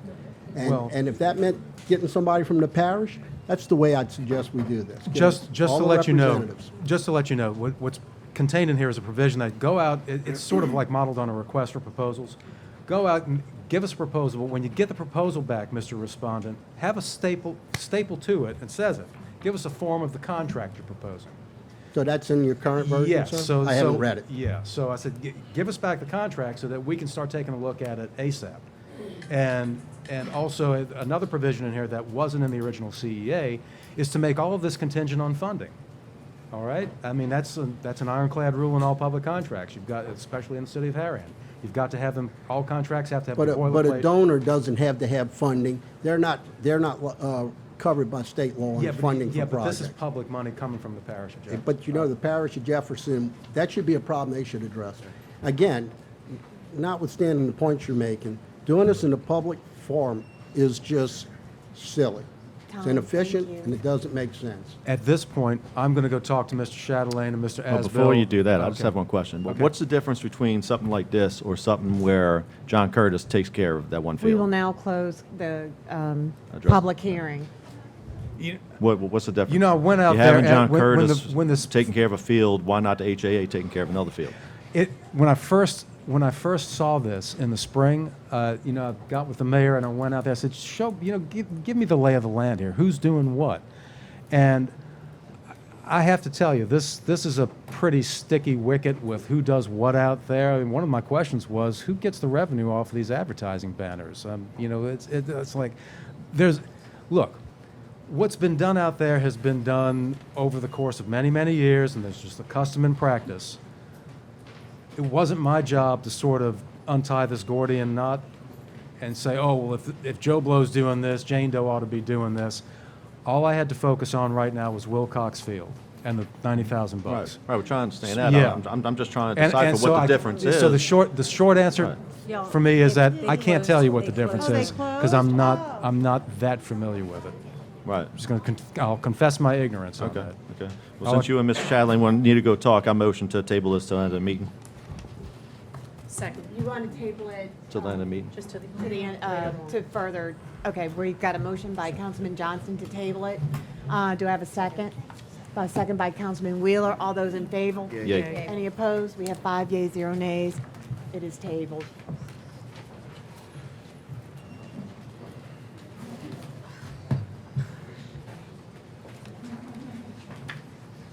You want to do the next vote? Proposed resolution number 2018-16. The following resolution was offered unanimously by the council. Resolution accepting the municipal water pollution prevention and environmental audit report for the period of January 1, 2017 to December 31, 2017, and to inform the Louisiana Department of Environmental Quality that the following actions were taken and additional actions will be taken by the city of Harahan. Whereas the city of Harahan is regulated under Louisiana Pollutant Discharge Elimination Systems, LPDES, permit number LA 0043940, with a completion date of February 23, 2018. And whereas the city of Harahan, LPDES, permit number LA 0043940, Part 2, Section B, requires the completion of the municipal water pollution prevention environmental audit report and acceptance thereof by a resolution of the council. Whereas the said audit report is attached to this resolution, and the council for the city of Harahan hereby resolves, Section 1, that the city council hereby acknowledges that the environmental audit report has been reviewed and approved. Section 2, that the following actions will be taken to maintain compliance with the LPDES permit conditions. Lift stations and force mains. The completion of the bidding, awarding, and commencement of the Pump Station 6 modification and force main project. This resolution having been submitted to a vote, the vote thereon was as follows. The public hearing is now open.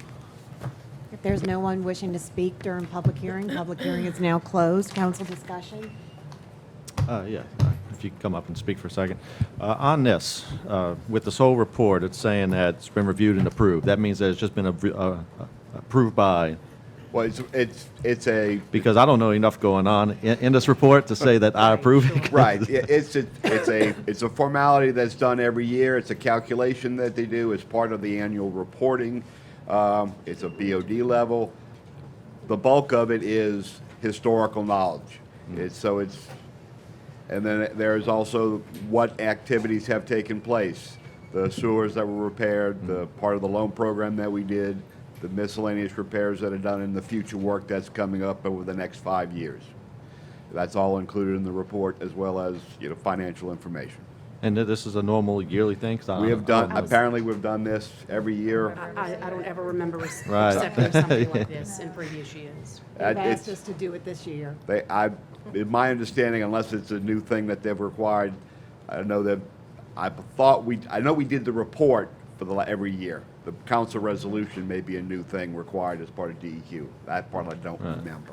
I don't have a problem with it. The only thing I have a problem with, like I said, is the reviewed and approved. I'm not, It is my recommendation that you approve it if that helps. right. But again, it's a DEQ requirement. They have had, as you know, we've had issues with DEQ and compliance orders. And most recently, one of the items was we didn't have this resolution on file at the plant as part of this report. Gotcha. So, Any further discussion? Well, I mean, there's just some attachments that are completely blank. well, that's the resolution. No. No, that's No. the sample resolution. But there's some areas here. Let's see. Let me go through it. Bear with me 1 second, I apologize. Maybe that's what, like here's an evaluation, there's questions, no answers.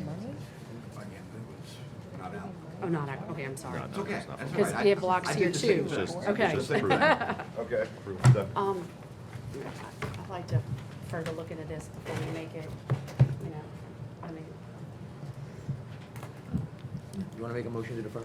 I'll second. I want to look into it a little bit I'll further make a myself. motion to I've been defer. here quite a long time. I Okay. don't remember seeing anything like this before. No. I have a motion to defer to the November regular city council meeting by Councilman Wheeler, seconded by Councilman Bodier. All those in favor? Yeah. Yeah. Any opposed? We have 5 yeas, 0 nays. Resolution is deferred.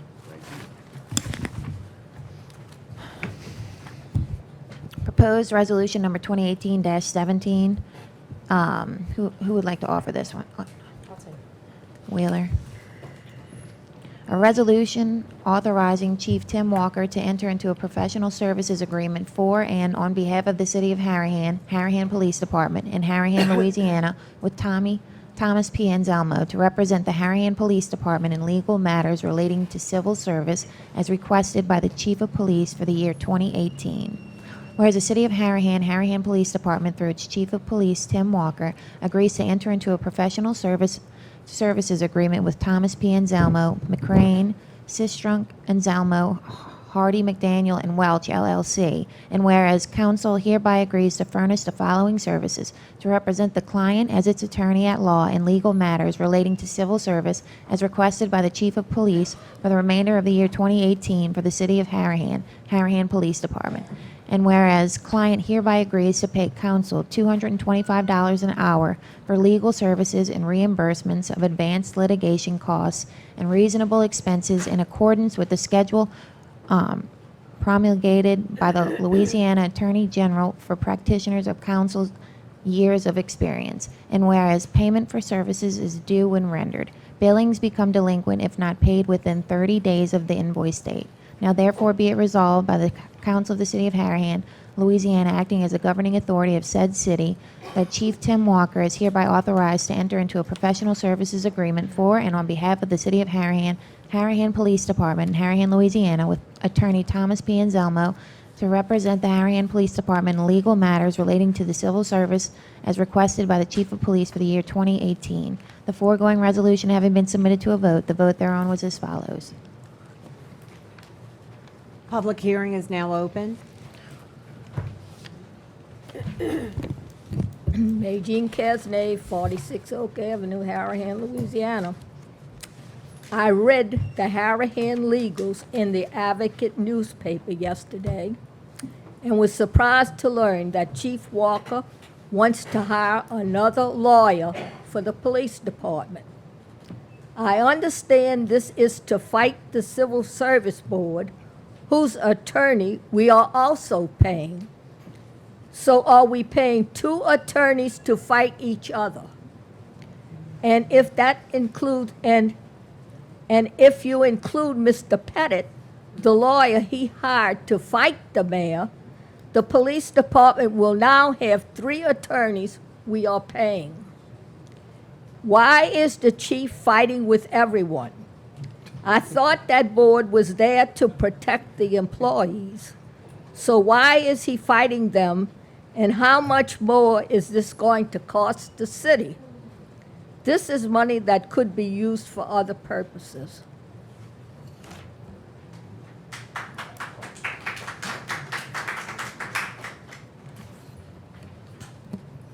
Still Jason Bruzik, 7204 Stoneleigh. When it comes to attorneys, kind of like doctors, an oncologist, for example, is very, very different than a family practitioner, right? So you do not hire a family practitioner to diagnose cancer. I would hope not, anyway. So same thing with attorneys. Different skill sets, different attorneys have different skill sets.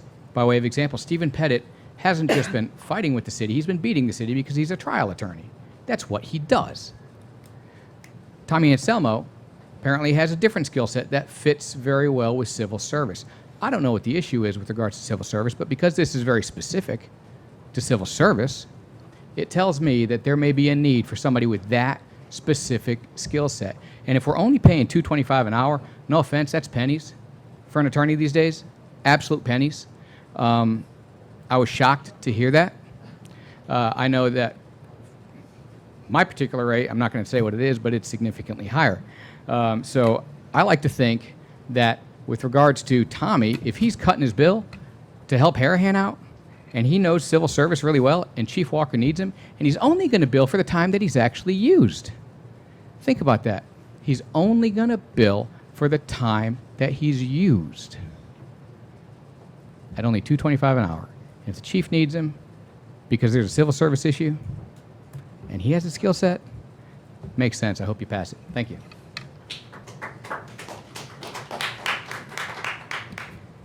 Terry Valenti, 191 Colonial Club Drive. Mr. Brusick is on the Chiefs Advisory Board, and he is here once again championing our chief of police on to spend as much money as he can possibly spend.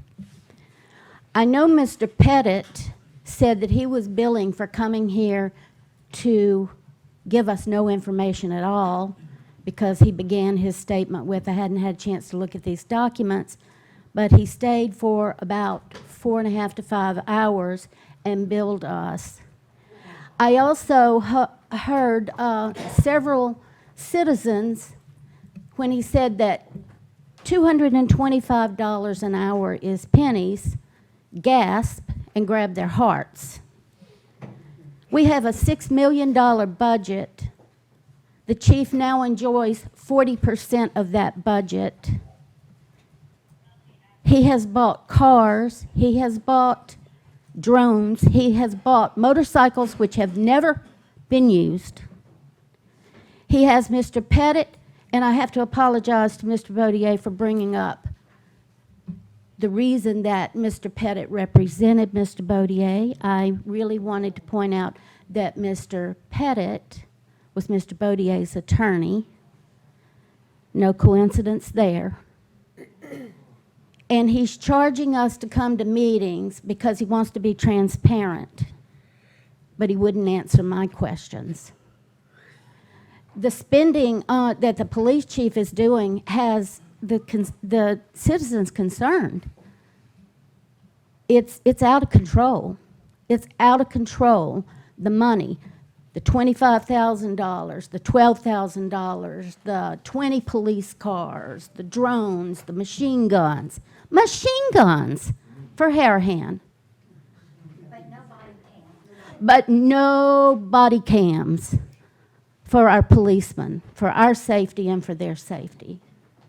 It's ridiculous. Are you for going to authorize a third attorney for our small city? I can't fathom that you will right before the election, but there's going to be a lot of heat for making that decision, I can assure you.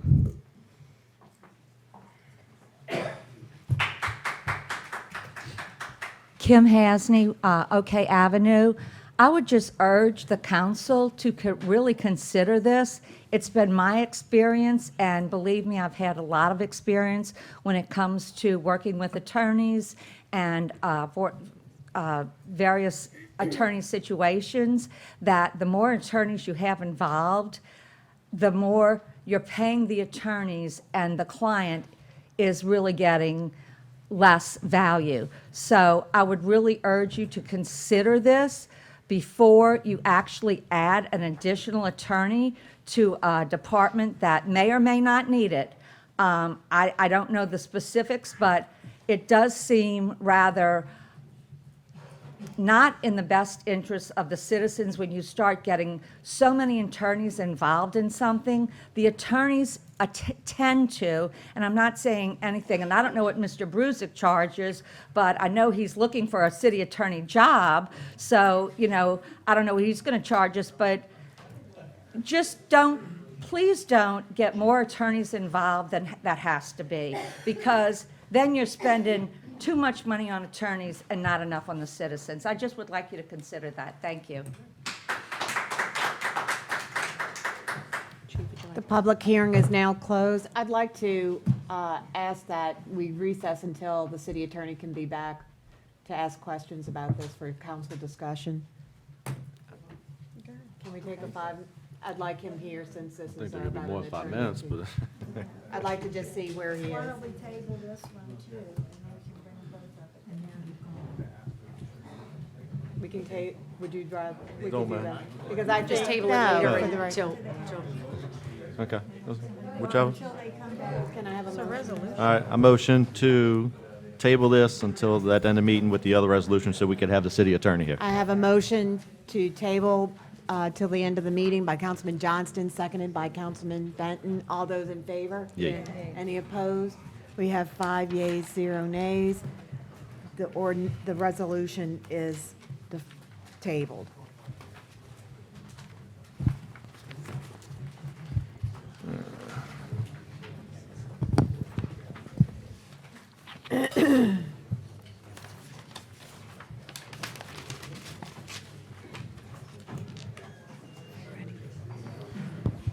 Ordinances Ordinance for approval, sorry. No, sorry. Proposed ordinance number 2018-11.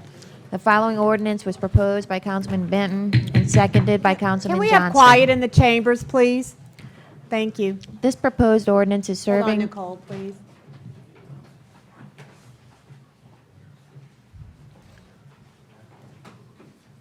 Okay, thank you.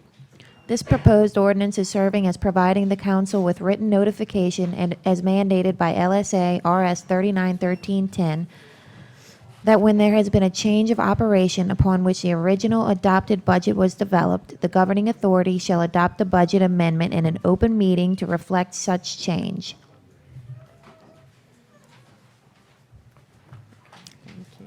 Public hearing is now open.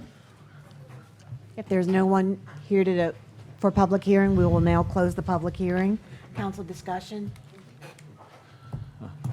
On this, I mean, it's same as always. It's increasing line items, but it's never pulling anywhere from a revenue source or no different line item. Did you receive the explanation from Ms. Lulu about I think she sent it to Kerry Wheeler? Yes? What's that? About, No, they tabled it till you were ready to come back this. We're working on it. We shouldn't be too much longer. about the Well, ordinance. I was just asking, I mean, it's the same thing, we're kind of, you know, when we meet with Carl Riggs and Ingram, they say you have to offset it with some revenue or decrease a line somewhere to increase a year. Yeah, I'm gonna see what they say too. They're coming in November meeting. Is this the one that we deferred till November? Yes. So what, I thought it was. it says, We deferred this till November, didn't we? no. No, the last meeting, I thought we deferred it to November meeting when cars Okay. were supposed to be here, correct? I don't think They're that's coming what for we did. November, yes, they are. Did we do all of No. No, I don't believe so. Do I have a motion then? I mean, we could, To Well, the the November. zoning was for November because I it had have to, a because it had to motion go to- before that. I But have a this mo- one was also. I'm sorry, I have a motion to defer ordinance 2018-11 to the regularly scheduled November meeting by Councilman Benton, seconded by. And that's because cars, Right, it's gonna seconded be by here. Councilman Johnston. All those in last I was favor? told they will be here, I will follow up to make sure. Yes. All those in favor? Yay. Yay. Any opposed? We have 5 yeas, 0 nays. Ordinance is deferred.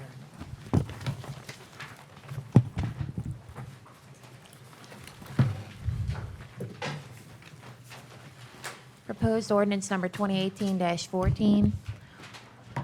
The following ordinance was proposed by Councilman Bodier and seconded by Councilman, who would like to say? Wheeler. An ordinance to amend ordinance number 1841, the annual budget of revenue and expenditures for the fiscal year ending December 31st, 2018, for the Police Department of the City of Harahan, Louisiana. This is for health insurance. Public hearing is now open. And since no one's here to speak to that. What? Oh, sorry. It says, please, there's an increase in health insurance premiums for all city employees, not just police. The difference from last year to this year is at $60-something hundred. I'd requested or suggested that the city pick up that difference so the employees keep the same policy, have the same premiums they paid last year without any increase. Nobody's had a pay raise. That's why this was recommended.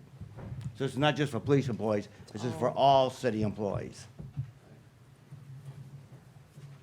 Public hearing is now closed. Council discussion? No, I mean, it was the thing that I had a problem with last meeting, which why we deferred it was because of the decreasing. It jumbled it all around. It put it here, put it there, and I think you have something to correct that, correct? Correct.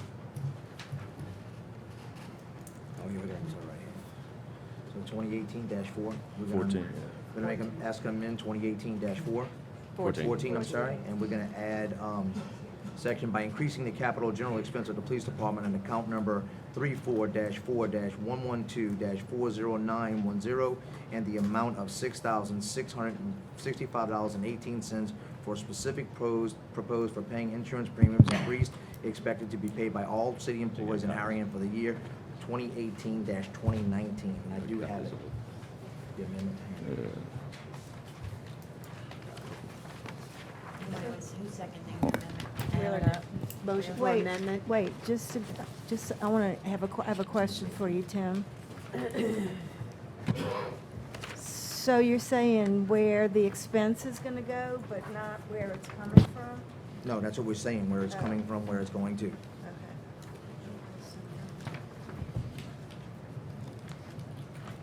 Capital money is the bulk money that you, yeah. Capital, okay, I see, all right. And what that was, I believe, if I'm not mistaken, I talked to you a little earlier today, was that's because when you had extra money left over last year and it was dispersed and put elsewhere, Carl Riggs and Ingram ended up saying that y'all were supposed to get that money, the police department was supposed to get that money, but the way to get it was through capital. Through capital, And so y'all are moving this through capital to help pay for everybody's insurance. So I have a motion to amend ordinance 2018-14 as read into the record by Councilman Bodier and presented to Madam Clerk, seconded by Councilman Wheeler. All those in favor of the amendment? Yay. Any opposed? We have 5 yeas, 0 nays. Amendment is accepted.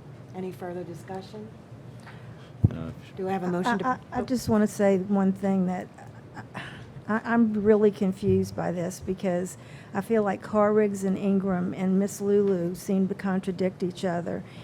I was told that this money couldn't come from capital.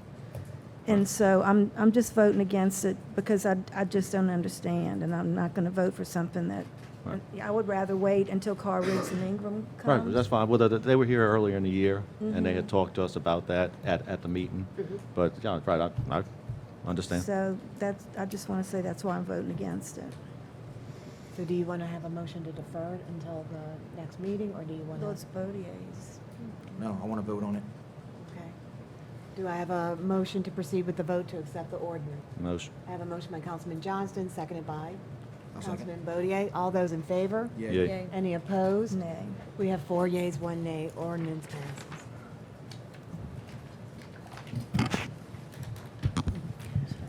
Proposed ordinance number 2018-15. The following ordinance was proposed by Councilman Bodier and seconded by Councilman Wheeler. This is an ordinance to amend ordinance number 1841, the annual budget of revenue and expenditures for the fiscal year ending December 31st, 2018 for the Police Department of the City of Harahan, Louisiana for forensic audit. I'm going to make a motion to defer. Well, you have to at least open All right, to, It's his ordinance. well, but to defer. Go ahead, Ms. McGee. Yeah, you got to at least Okay. open because it was Okay, advertised. thank you. Yep. Public hearing is now open.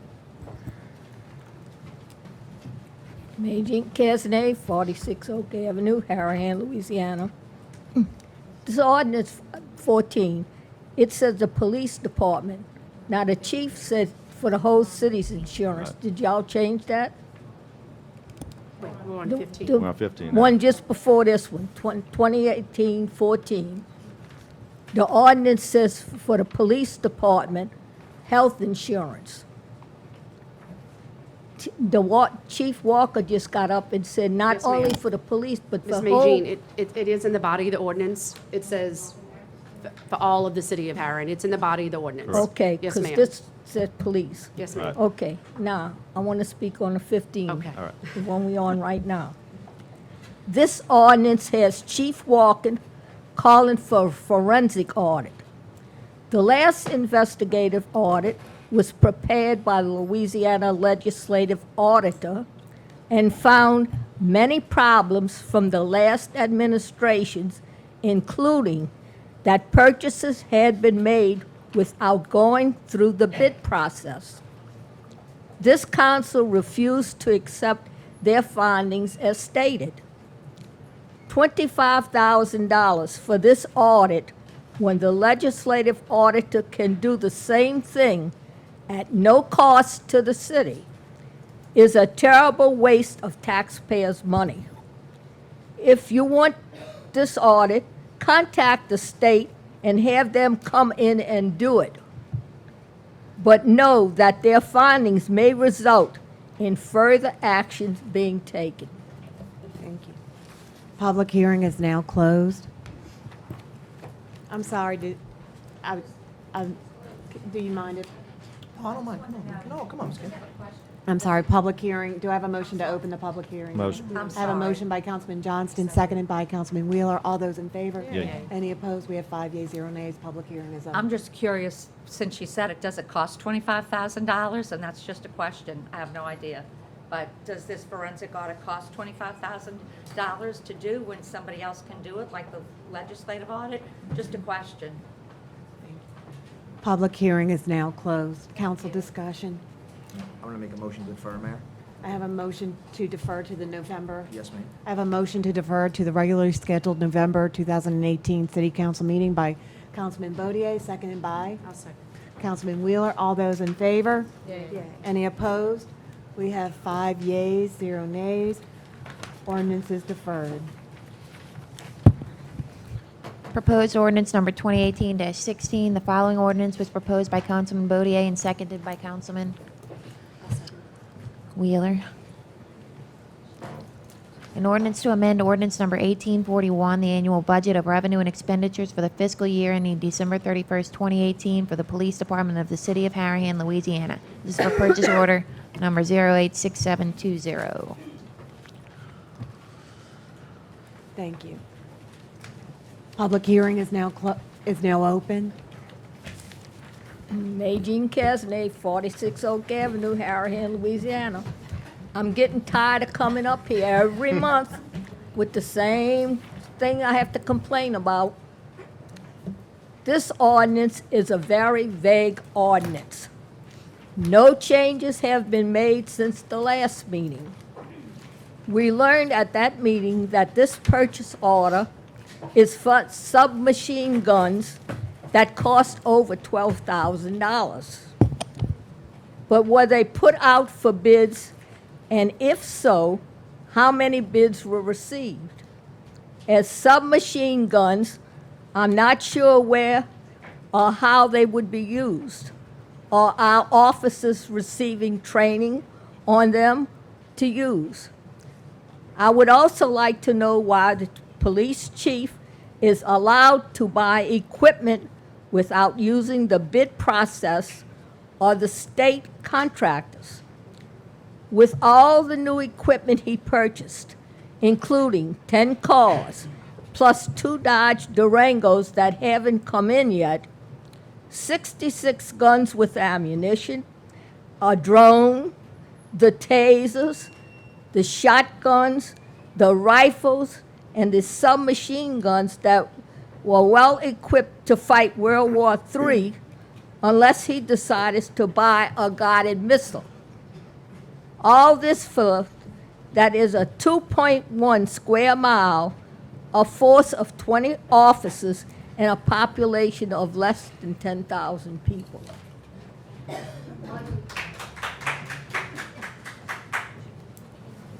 I'm Tommy Duffy at 134 Chrysler, and I just want to reiterate that we have machine guns and we have drones, but we have no body cams and no dash cams. And just recently, it really had a lot to do with my family. There was a family scuffle, and 6 police cars showed up and kicked out someone's crutches from under him, took another one to the ground, put his face in the all over a domestic thing, and there's nothing that anybody can, unfortunately, no one in the neighborhood, no one in the neighborhood took video. But I want to know why we don't have dash cams and body cams to keep us all accountable, to protect the police as well as the citizens in Harahan. We're spending all this money and nothing, to keep anybody accountable. I don't get it.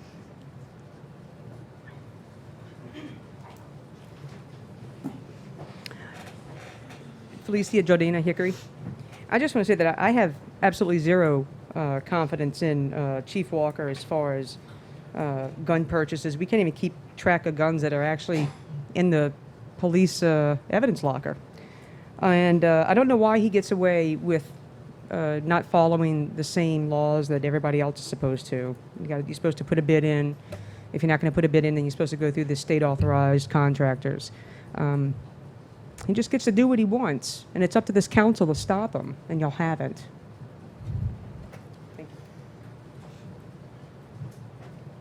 Rena Sanders, Harahan. I'd like to say thank you so much to the Harahan Police Department. I have children at St. Rita.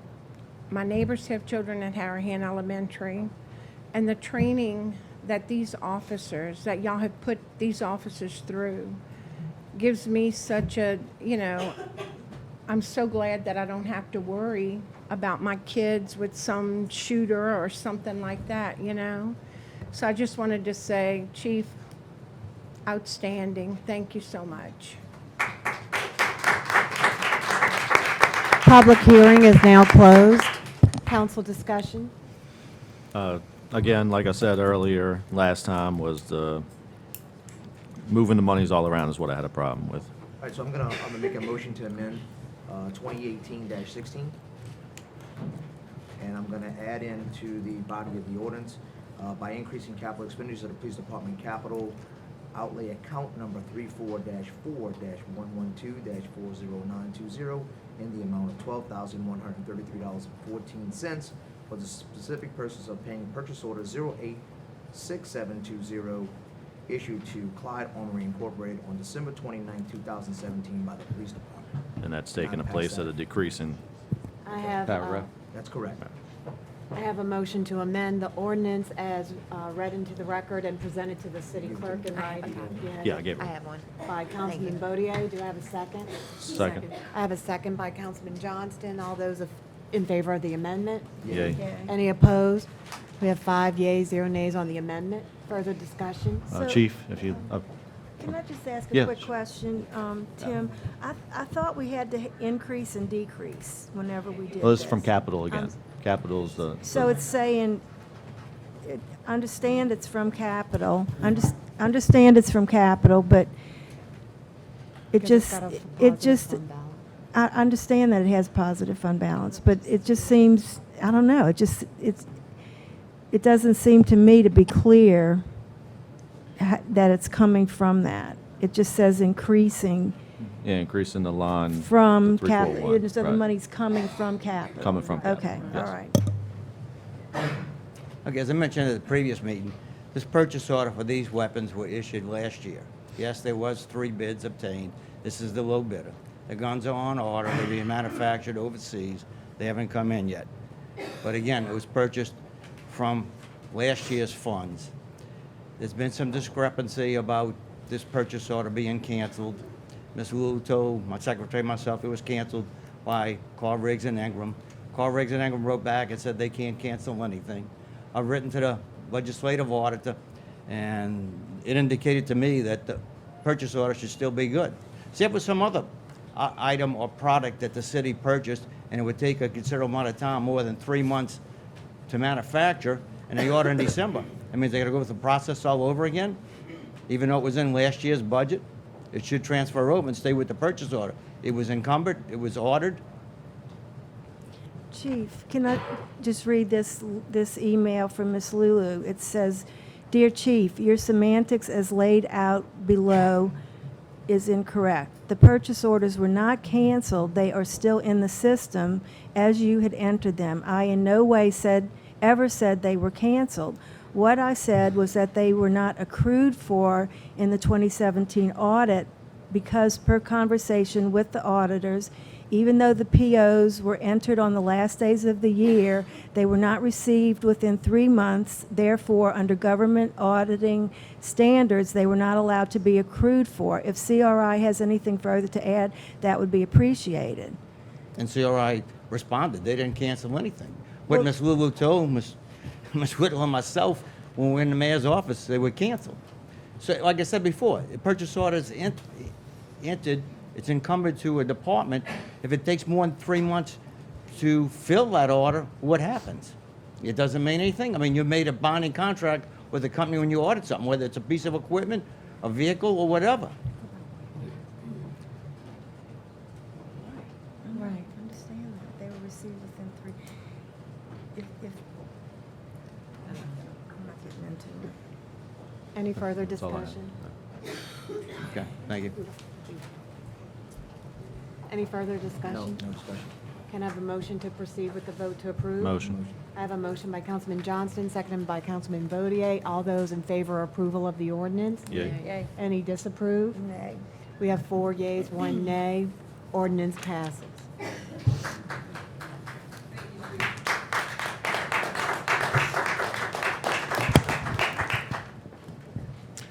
Proposed ordinance number 2018-19. The following ordinance was proposed by Councilman Benton and seconded by Councilman I'll second it, talk about it. Johnston.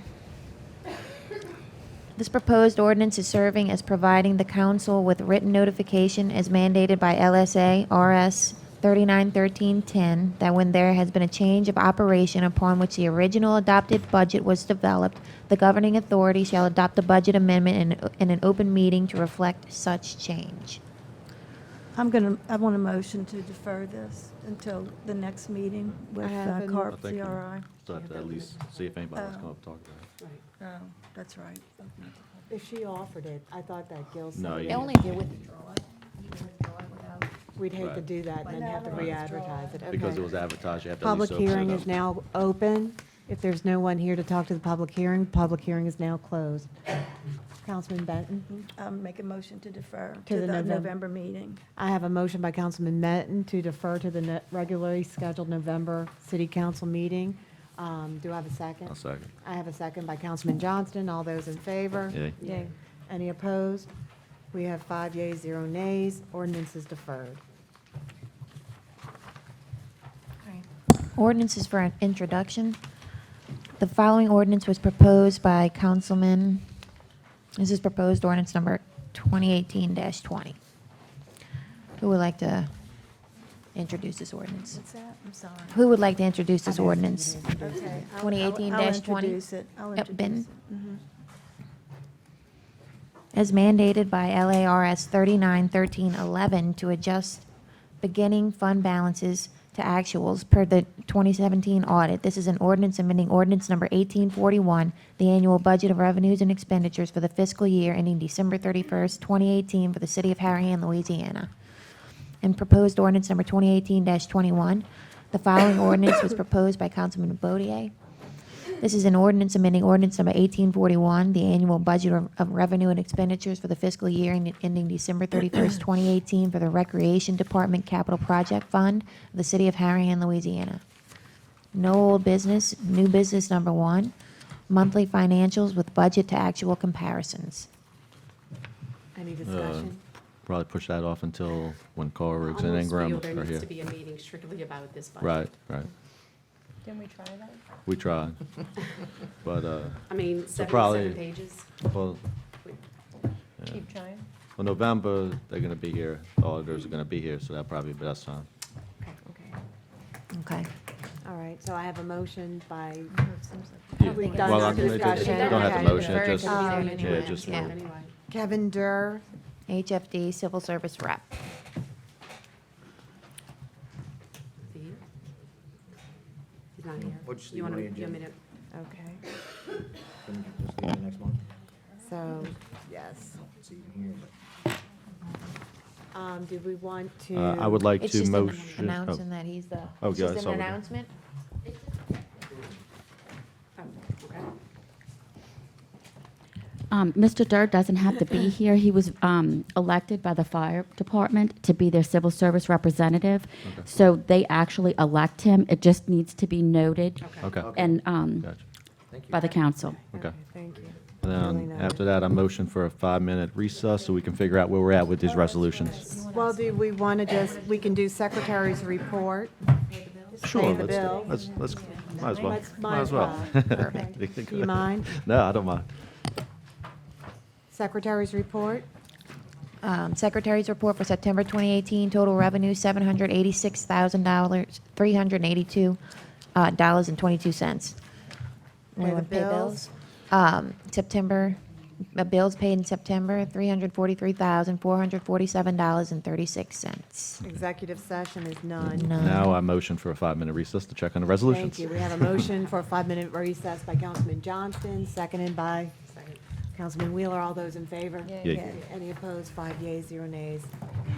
We are in recess. Thank you. The city council meeting is now resuming. Do I have a motion to, thank you. Motion to bring back up Resolution 2018-14. Thank you. I have a motion by Councilman Johnson, seconded by Councilman Benton. All those in favor? Any opposed? We have 5 yeas, 0 nays.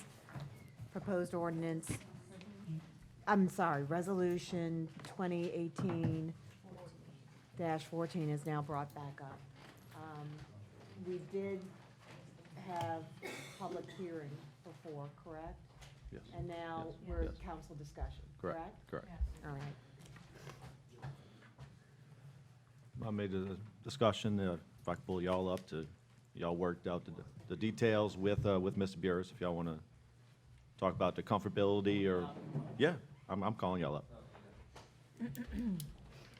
Yeah, so the main concerns of this were the selection of the contractor. We worked that out in paragraph 4, where the HA is going to provide a report of contractors to the mayor. What line and page, please? I'm sorry, I don't know what on the new Oh. one. Oh, yes, he doesn't have the new one. We're on page 4, I'm in paragraph 4, whatever page, maybe. That's page 4. Page 3-ish, 4? Oh, it's numbered. Okay, yeah. Line 112. Award of contract for minimum? Right, so we're gonna send the contractor's report to the mayor, but rather than the mayor selecting it, the HEA is gonna select the contractor with the advice and consent of the park director or the recreation director.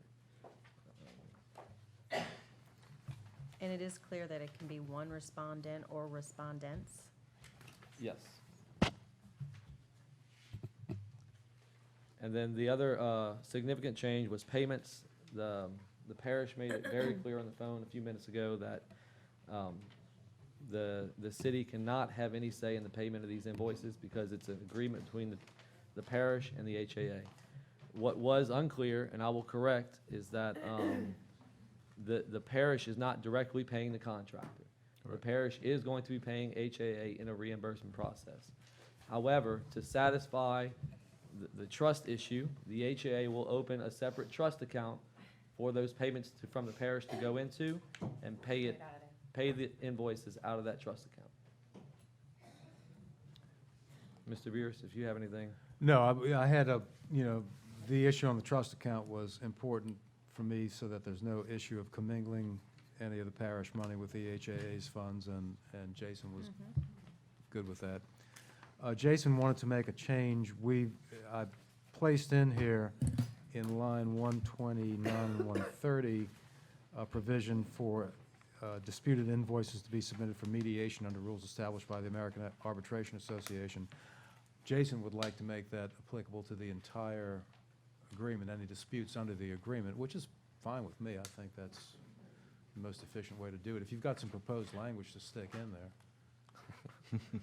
I mean, you came up with this idea at the last minute, Jason. Pull it up. I'll pull up my contract and give you the language, I guess. Let's just say that in place of the words "any invoice," this is page 129. 4. This would be line 129. Let's see what he's about to do. Strike the words "any invoice disapproved for payment," and insert in lieu thereof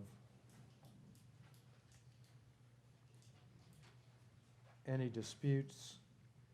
You want to just take it out of that paragraph completely and put it into a new paragraph? Let's Because- just do with what we got. Because it's in the payments paragraph. I understand that, but You're saying it should be in a dispute? I would just say it would be Heading a dispute resolution clause. okay. Why don't you do that? Yeah. Okay, I'll go along. We'll just make it a new paragraph. New paragraph still under So payments. it would just be a new paragraph We can put it in the back under all the other boilerplate. Hold on. Let me get the actual I'll document on the just put screen. it at, Because this is going to have to be printed out. put it at line 134. Hold on. City engineer. 'Cause that one's blank right now.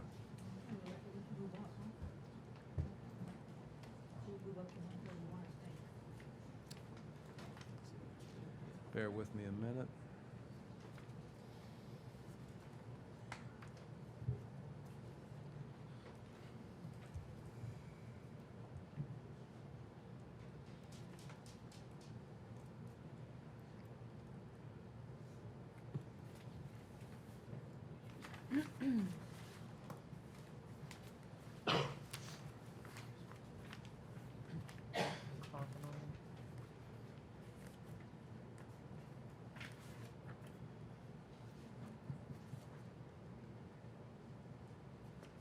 I'm just going to strike that entire sentence. Strike the entire sentence Yeah, out, the any invoice, from the words any invoice. all the way to suit. Through, of suit. Okay. And we will insert a new paragraph to be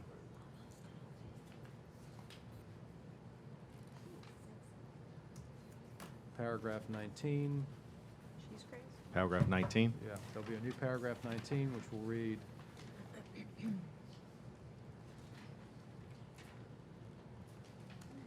Jason, you have any suggested language? Paragraph I'm 19. sorry, I thought that's what you were doing. All disputes, what do you say, arising under this Agreement, agreement and then I would just put the shall be language- submitted for mediation under the rules established by the American Arbitration Association or its successor prior to the Under this institution of suit. agreement. Yes. Okay, so if that's it, I'll send the latest I have one iteration. question. On the original proposed, on the paragraph 4, it talked about with the city retained engineer. Who's paying for that? I mean, it's city, We- because it's city retained, it's just gonna be. Okay, just want to, It's okay. our, That's it's gonna the be city's their expense. engineer. They Okay. wanted to make sure they didn't have to pay for an engineer. I said, No problem. it'll be our engineer. So y'all are good with all the amendments that were made. We're good as a city. They're good with how it's written. Are we all good? Sure. Amen, hallelujah. Nicole, I'm going to send you this. Thank y'all so as much. the Yeah, thank final. you. Jason, thank you. Thank you. Yeah, thank y'all. All right, so I'm motion to vote. Okay, I have a motion to approve as amended, as read into the record, and is written into the record by Councilman Johnston. Second. I have a second to approve the amendment by Councilman Wheeler. All those in favor of the amendment? Yay. Yay. Any disapprove? We have 5 yeas, 0 nays. Wow. The amendment is approved. Do I have a motion to proceed with the vote? Motion. I have a motion by Councilman Johnston to approve Second. the resolution, and seconded by Councilman Wheeler. All those in favor? Yay. Any disapprove? Any nays? There you We have go. 5 yeas, 0 nays. There you go. Coming to you. About the other two. Motion to bring back up resolution 2018-17. I have a motion by Councilman Johnston. Can I have a second? I have a second by Councilman Wheeler. All those in favor? Yay. Any opposed? We have 5 yeas, 0 nays. Madam Clerk, do you want to reintroduce it?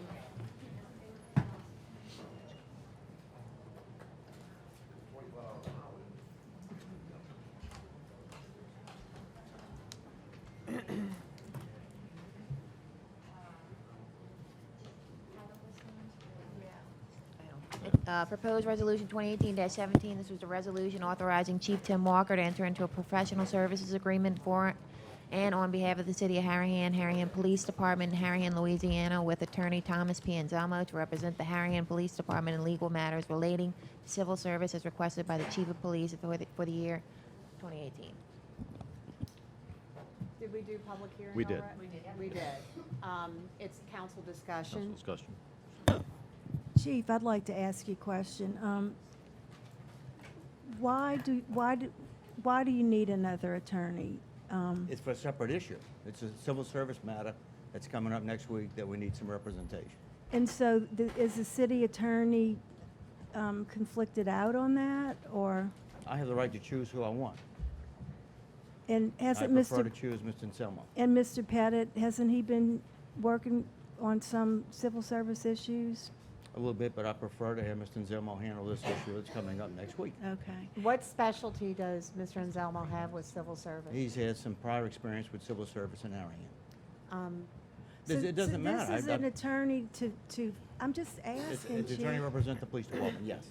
So, like, you're fighting civil service? Not finding civil service. I have a personnel matters come up to civil service, and I need an attorney to represent the So, department. so the civil service attorney, you're going to be going against him? I'm just Not trying to necessarily, no, understand. no. Okay. But why is the city attorney who we pay So we not? pay Mr. Wait, can I finish my question? Sure, go ahead. Why is the civil, why would we pay another attorney when we have a city attorney whose job is to do that?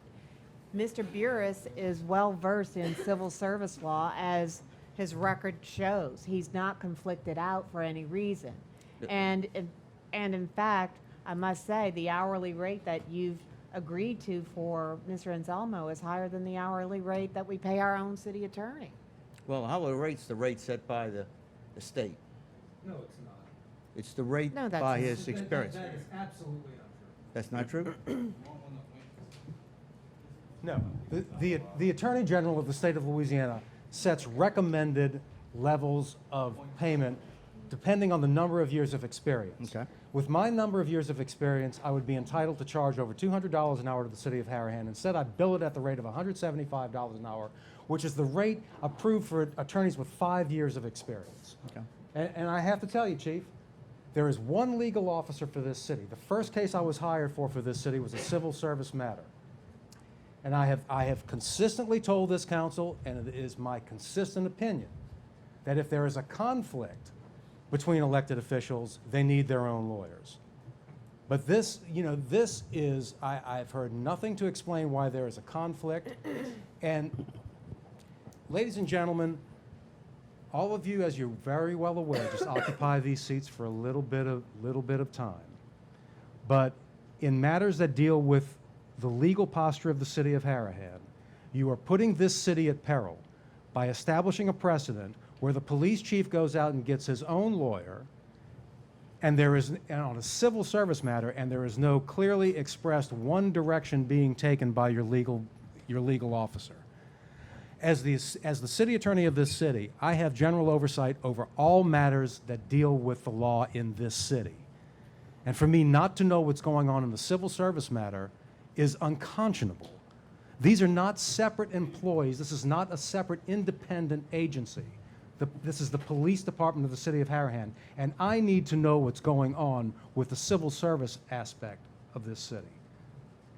And with all due respect, Chief, I think you're far beyond what the law permits you to do, and I know we're disputing this right now in court, but We sure are, Mr. we sure Juris. are, Chief. We in court last week, and a judge ruled in my favor, and- saying that I have the and- right to hire and- anybody that I want, whether it's an attorney, And employee, that's- and file. and now you're It's gonna under have two appeal. lawyers. Pardon?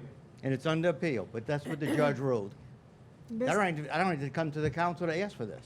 City Attorney Burris, we recently received an email from the OSC, and it talked about a recent Attorney General opinion also with specific.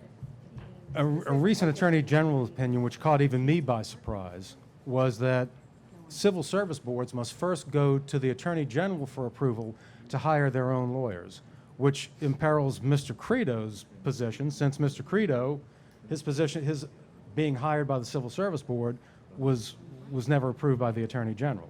I think that opinion caught a lot of people by surprise in this state. But as you can see, there's a profound difference of opinion as to where these authorities to hire lawyers come from. All I can tell you is that the Attorney General of this state has taken the consistent position that the city attorney is the individual who discharges the legal functions of the municipality. And Chief, obviously, when you had to hire Mr. Pettit to fight the mayor, that's a conflict between two elected officials, and you had every right to hire him, and he has every right to be disagreed paid. on that, sir. He has every right to be You paid. disagreed on that, saying I couldn't hire him then. No, that's not what I said. You're misrepresenting what I okay. said. You can go back to the first night I addressed this city council. If there's a dispute between elected officials, they have to have their own lawyers. I've always said that. That's not what you said in my office And last week during the deposition? That's why I'm asking you, what is the conflict that is apparent on a civil service matter? The first case I was hired on for this city was Earler versus the Department of Police, which I won, by the way. Yes, I have actually won a few cases for the city. That's the very first matter. Okay. And as Councilman Wheeler pointed out when I was hired, he said, you've got a lot of experience in city civil service. You seem to have a lot of experience in that. So it's not apparent to me as the city's chief legal officer why it is that you need to have a separate counsel for a civil service matter. I'm hiring Mr. Anselmo. Well, you go ahead It's and my do turn. that. Yes, sir. But there is one case in this state that says that I am an official. And Okay. I intend, since so many lawsuits get filed, I intend to challenge this. I do Fine. not think you have the authority to go out and hire a lawyer, to I hire, to do disagree. what is Went clearly forward the work last of the week, and the city judge attorney. said just the opposite. Any further discussion? Thank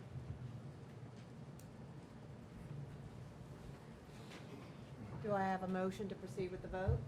Motion. I have a motion by Councilman Benton, seconded by Councilman Johnson to proceed with the vote in favor of the resolution. All those in favor? Yay. Any opposed? We have 4 yeas, 1 nay. Resolution passes. Address the council is now open.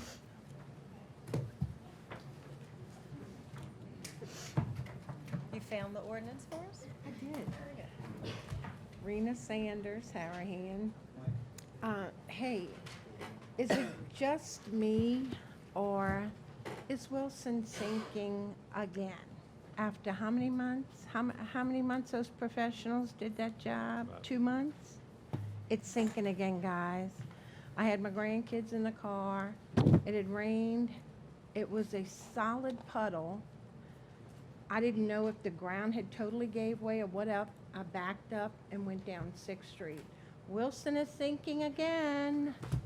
I found this ordinance. It's from July of 2011, Ordinance 1718, and it's an ordinance requiring that all directors and our third-party providers of the Maintenance Department, Recreation Department, Regulatory, Accounting, Sewerage, and Fire Departments shall attend the monthly council meeting and/or other called meetings when matters pertaining to that department are on the agenda or when requested by the mayor or any one of the councilmen. Ordinance 1718. And I really thought that after coming up here at the special meeting when I reported about the polling places being wrong on the website that it would be corrected. It is not corrected. So residents, if you know anybody, be sure they call Jefferson Parish and get the correct, place to vote. Most people know, but some people, they don't know. And I read about FEMA. I see that y'all are still collecting FEMA funds, and I want y'all to know I was the FEMA queen. And before I left here in 2015, all FEMA PWs were closed. I spoke to a woman at GOSEP. They're closed. You cannot alter a PW in any way, shape, or form once they're closed. But you receive funding, you receive money from those PWs for years. So PWs that were written under Paul Johnston's administration, from Katrina, and then from Gustav under Vinny's administration, y'all are still getting money from that. That has nothing to do with this administration. This is from prior administrations. We did one thing correct. And I think that's it. Good night, Thank everybody. you.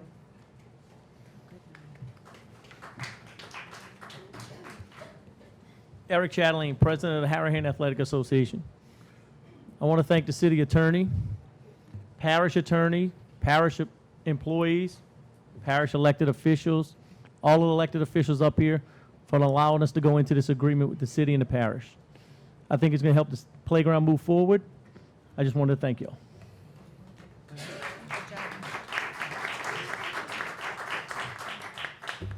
Jason Asbill, 573 Posey Avenue. Ladies and gentlemen, what you saw tonight is government work sometimes, okay?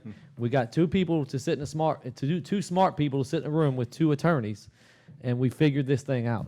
And that's the way it's supposed to work. You hash it out, and you come out with an agreement that everybody can live with, and you move on to the next issue. Mr. Burris, thank you. Council and Mayor, I appreciate it. Thank you. Thank you. Good job. Thank you. John Ream, 3 Ren Pass. I came up to tell y'all I'm running for Harahan Council. Here, there's my shirt. But I have addressed the issues that affect residents of Harahan. I have addressed Paul Johnston and the DEQ, the Department of Agriculture, the mayor and council, all of the Jefferson Parish Council, and the president, met in Mike Yenny's office, and Keith Conley's office, and I've been representing the citizens of Harahan since July of 2015, and certain issues. But I want to make all issues of Harahan my issue, and I want to represent each one of you, and I want to represent you and before the council and the mayor, and wherever it takes, whatever it takes, Baton Rouge. I want to address all your issues. So thank y'all very much then. And we can all work together, and we can develop a plan, do, check, and adjust system where we do work everything out, and we work together. And y'all did a great job on this thing with the Harahan Athletic Association and Jefferson Parish and Harahan. So thank y'all very much then. Thank you.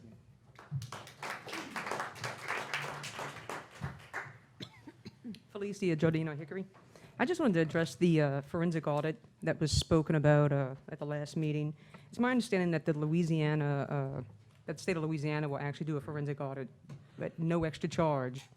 And I'd like the council to consider doing that instead of spending $25,000 of the Harahan taxpayers' money. That's it.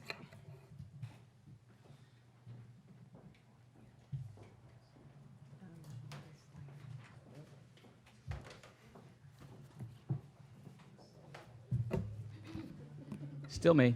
Still 7204 Stone Lake. Mayor, at the very beginning of the night, you said that you're, let's see, always for good government.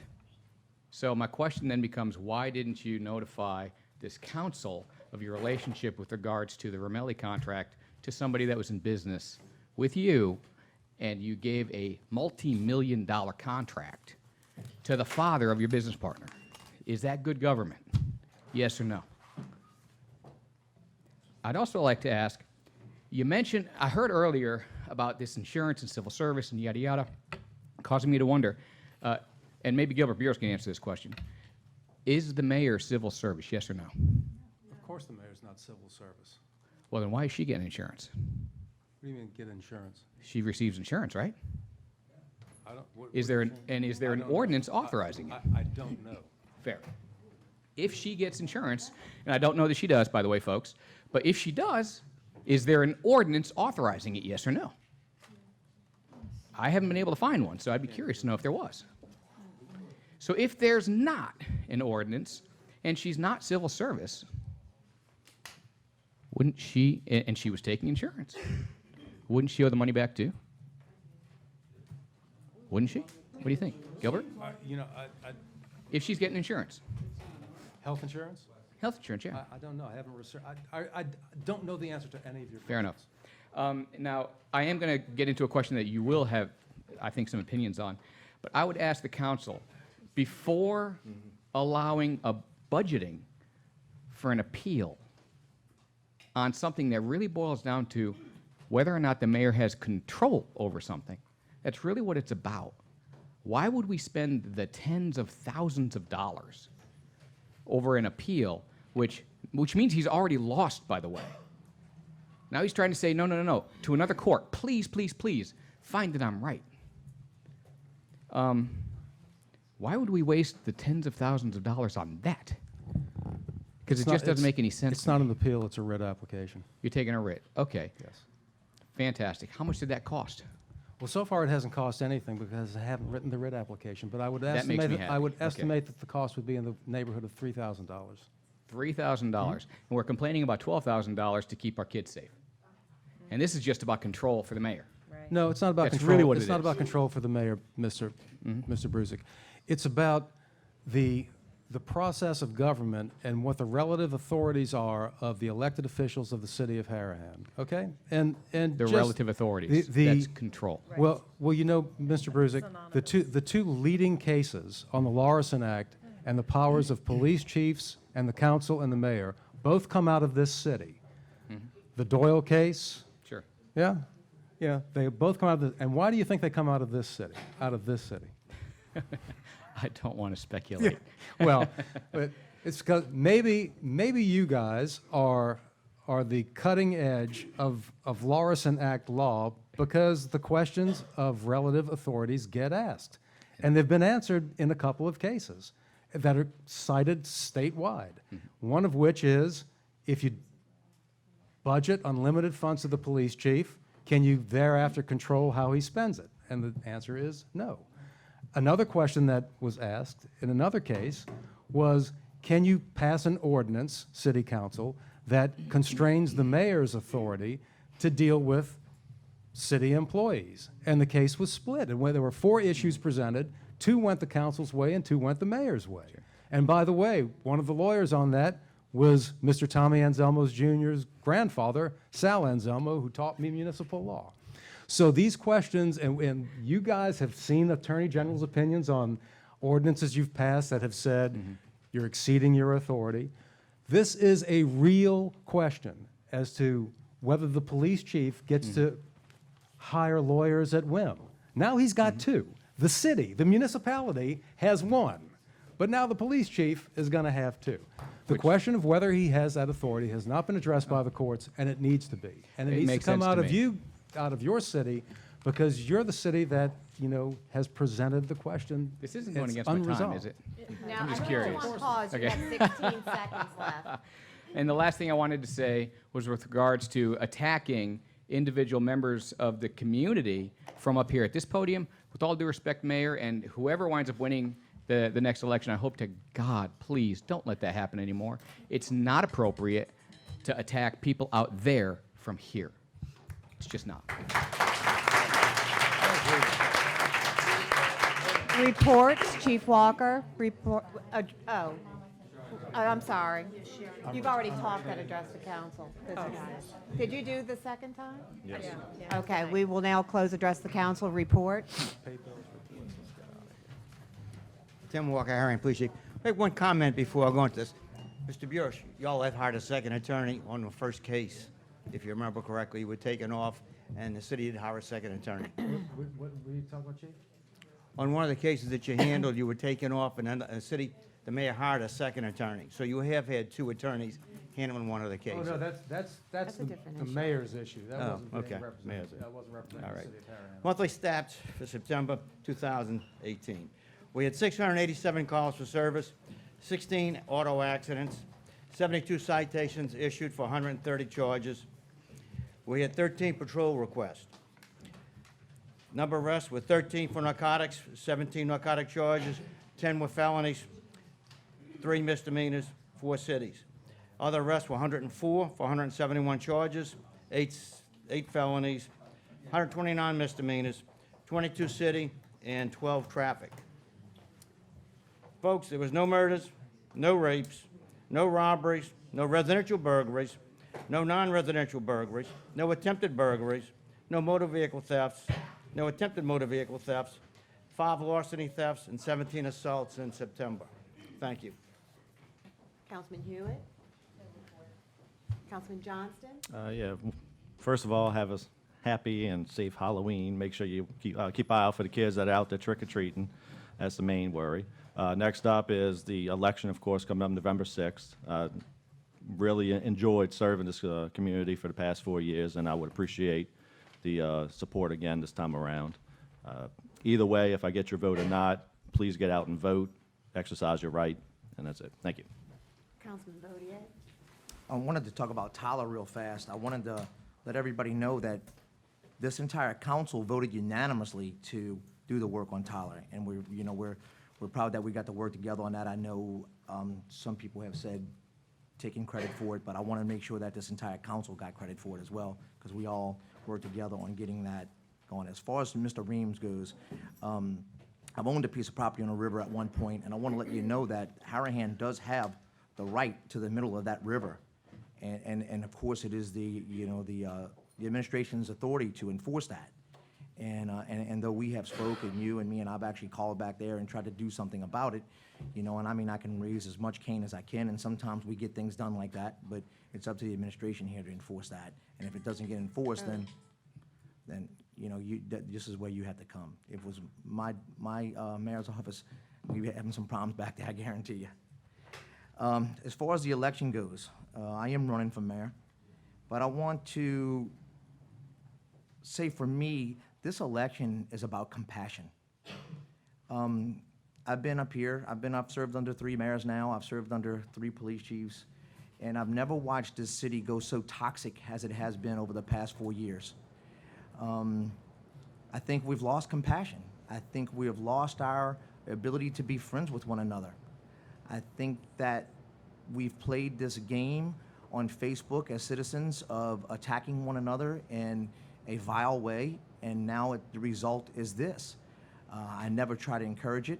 I'm not even a part of it. Sometimes when I look at the Facebook, it just honestly just makes me sick. But for me, I think that bringing the city back to friendship is where we need to go. And until that day comes, we'll continue to be on this path to nowhere.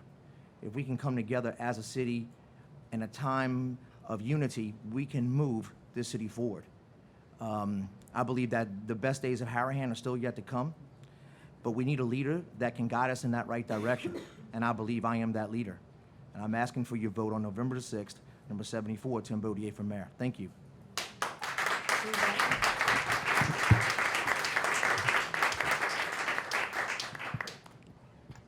I want to address what Mr. Peppo said about Miss May Jean. And I guess what I'd like to say is that everybody contributes to this community in the way that they are able and capable. And just because she doesn't give time to the playground, I was researching something recently, not recently, months back, and I came across something from 1964. And it was the minutes of a council meeting, and it said, and May Jean Cazenay, 46 Oak Avenue, said blah, blah, blah. And so she has been giving her time at these meetings, I'm sure since before 1964. And I think if you added up all those hours, those are a lot of hours of service. And she's been a watchdog for this community her whole adult life. And I want to thank you, Miss May Jean. The other thing is that this is for everybody to hear, but especially the chief, because I know at the last meeting I said that there was $391,413 surplus.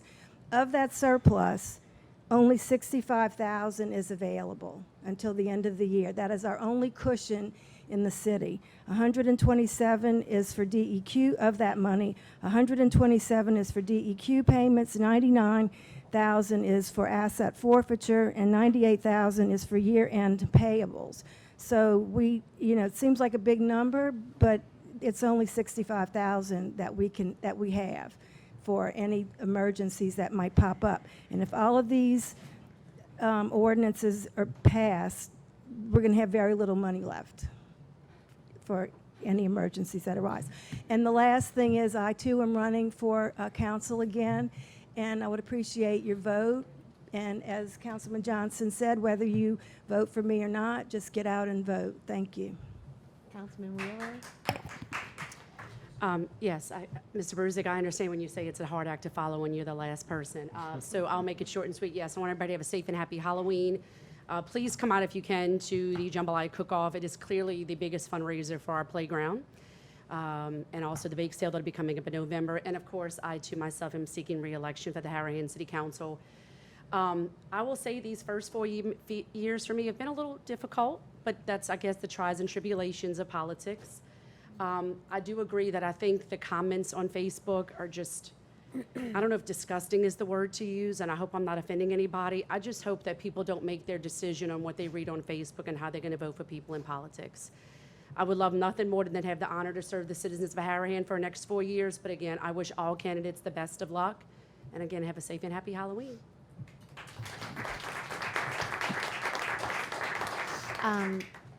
In closing, I just want to say that it is an honor to serve the people of Harahan.